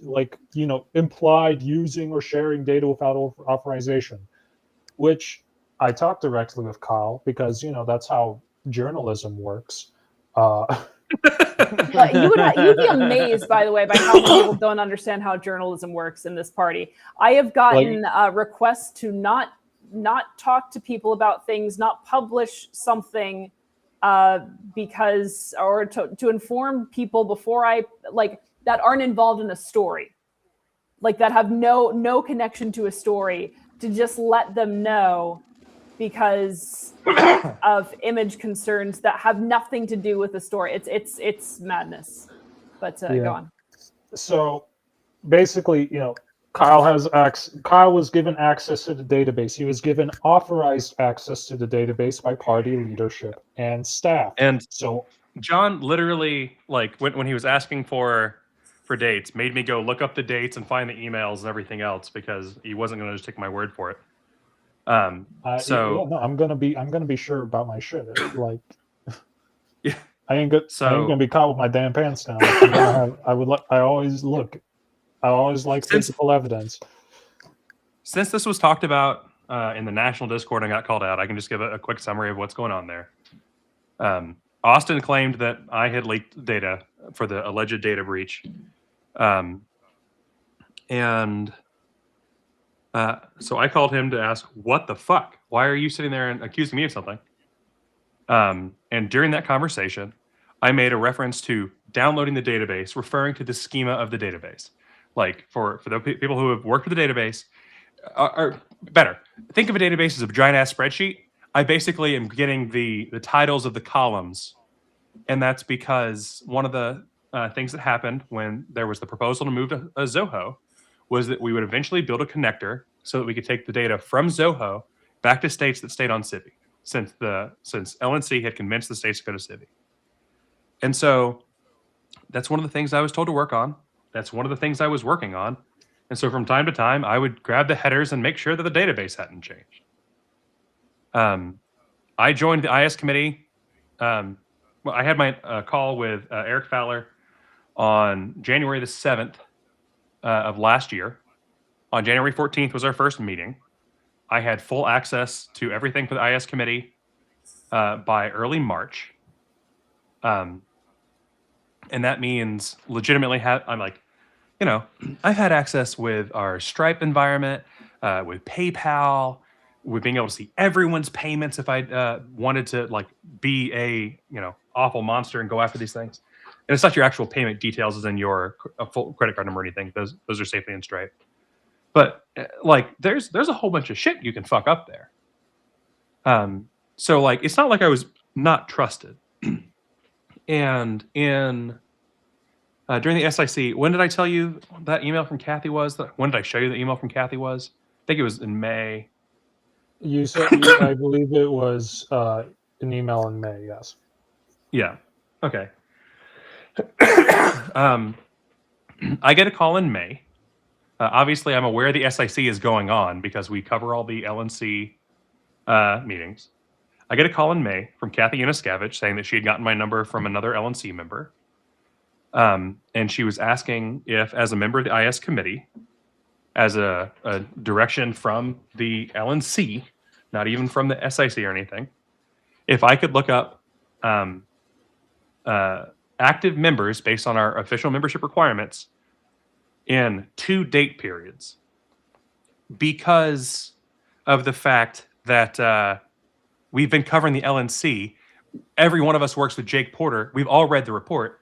Those date periods lined up with Austin Padgett's time and with Freedom Calls' time. I'm not stupid. And so I said to Austin during the call that I was doing things for the SIC. And he was like, oh, so you're on the SIC? And it was like, no, I'm not on the SIC. He's like, you just said.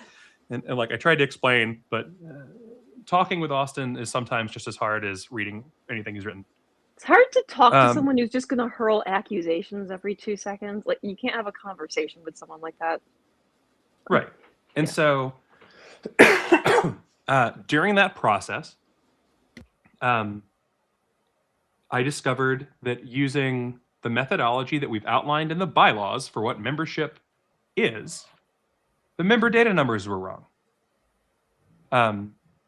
And it was like, well, maybe I'm screwing this up. So I reached out to Ken Mullman because I'm on the LP States team, which is the Civi team that supports the state still in Civi. I was like, hey, Ken, can you show me how to check this in Civi? Because Zoho, they literally took the tables from Civi and dumped them into Zoho.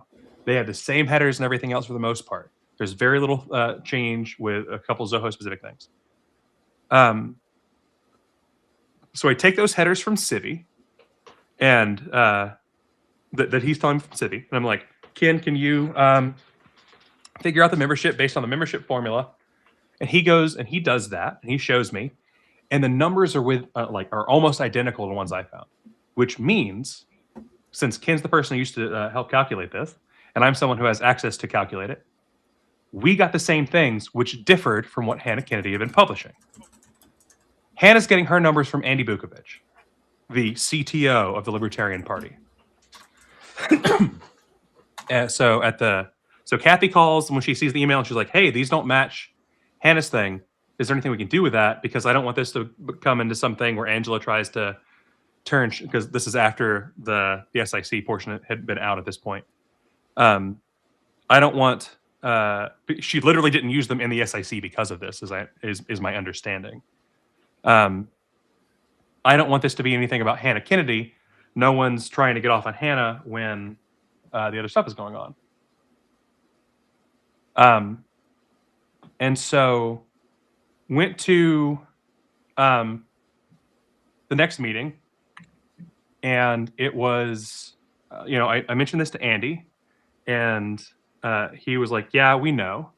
And apparently it's a thing that had been known since 2023. And it was like, well, are we doing anything about that? And I was like, yes, we're doing things about it. It's going to get fixed soon. And then they did an update on member data, and I didn't really look into it again. We were told it was fixed.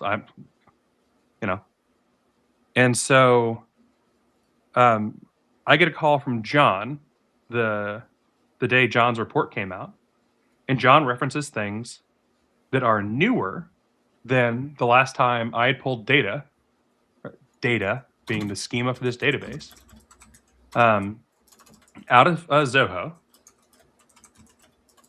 And so what happened there was they literally were like, oh, you've downloaded backups of the database, which isn't what happened. And so you're the one who must have leaked this data. And when I'm asked about this by lawyers and everything, I point out to them, I have my timestamps, I can show all the things, I have my full chain of custody. And the lawyers were like, no problem. And that was it.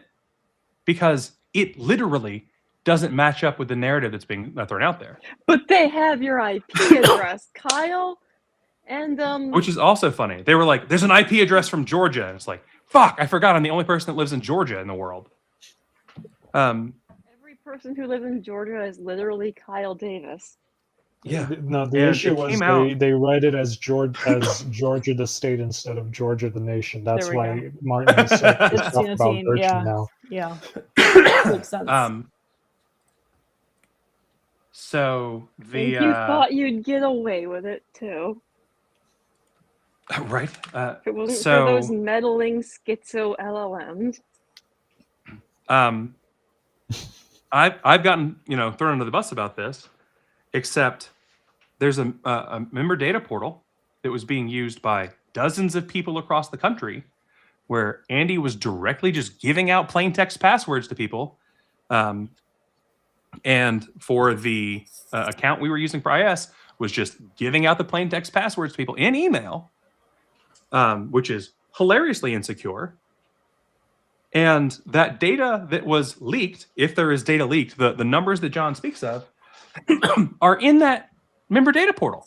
Literally anyone could have checked the box for is member needs pledge. And it just gives you the number at the top of the page. So like when John mentioned it to me, I brought it up with other IS people. Other IS people went and checked and they were like, oh shit, his numbers seem right. And before anything could happen, John had published, and somehow I'm being blamed for it. It's really fucking frustrating. I'm a data security engineer. Like I'm an SRE and a security compliance engineer. And so like this is my job. It's something I take very seriously. It's something that I very publicly have talked about. I brought up repeatedly the problems that were going on there. And despite doing all the right things, I'm getting thrown under the bus for it. It's just incredibly frustrating. Well, and you've also offered to walk, like the people who are making these accusations, you've offered to walk them through the process of how, it couldn't have been you that accessed the data at the time it was allegedly leaked. Like, dude, these people can't figure out how to do a scatter plot with AI. They're not going to be able to understand when Kyle talks about how they're going to think an works. IP address is a smoking gun, and they're going to roll with that. Yes. Like, I offered Austin multiple times, and he came out. The one time, I know we've got video of at least the one time where he was like, well, I've never seen the evidence of it. And I was like, I've told you, I will take you through those records and show you exactly what happened during the time of Austin Padgett. We lost membership. It didn't slow down. And once Austin wasn't doing the shit anymore, membership stopped falling as fast. He was literally a detriment. We paid him a lot of money to be a detriment. And so, like, and, I'm sure someone's going to be like, that's proprietary data. It's not. All that's open. It's in every month's reports. You can go synthesize this yourself. You can't get the granularity that I was giving to Kathy, but you can absolutely get the monthly numbers I'm talking about here. And all so I did was publish aggregates is the thing as well. There's so much concern. But you didn't publish any names or anything. The only thing where there were any names connected were to members of the Libertarian National Committee not paid their dues, or in the case of Austin Martin, being shown as to having not signed the membership pledge. And that happened. Yeah, that happened to a lot of us too. Like, I got an email at one point saying that they didn't have record of me signing the pledge. I'm like, I could have sworn I signed it, but okay, I just check a box. It's no big deal. It's been a problem for like a decade, and I can explain to you exactly what's happening. It was a problem with Razor's Edge. It was a problem with Civi, and Ken Molman fixed it in Civi, and it became a problem in Zoho because they don't know what they're doing. There is a true-false in the database whether or not you checked the box when you donated. The next time you donate, if you don't check the box again, it sets it is false. It overwrites. You can't go back and find when it was set positively in the past.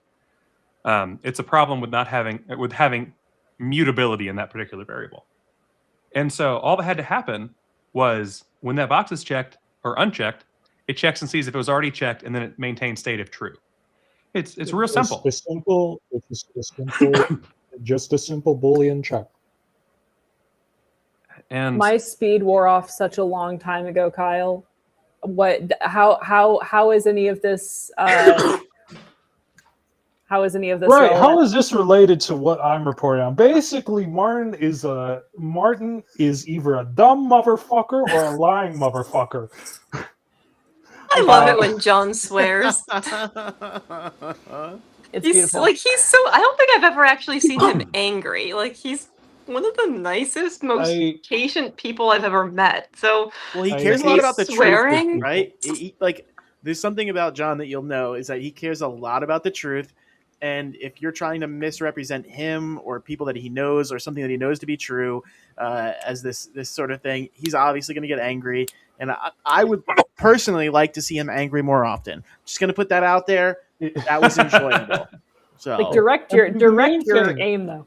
The main thing in regards to all this data stuff is that like Kyle has done the necessary things in order to not cause any security issues. However, Andy, being the dumb motherfucker he is basically allowed for a lot of different shit where there are security issues, there are openings, there is stuff where, if I'm understanding correctly, I'm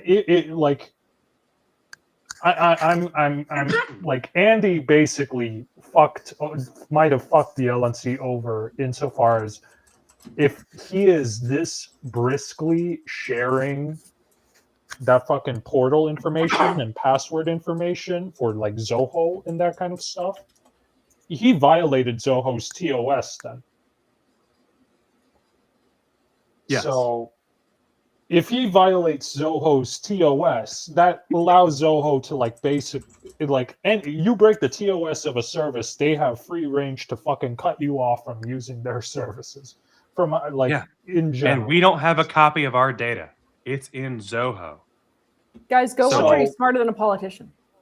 If you should do that. Unholy Army than I in the chat. Go turn your unholy arminess on Are You Smarter Than a Politician?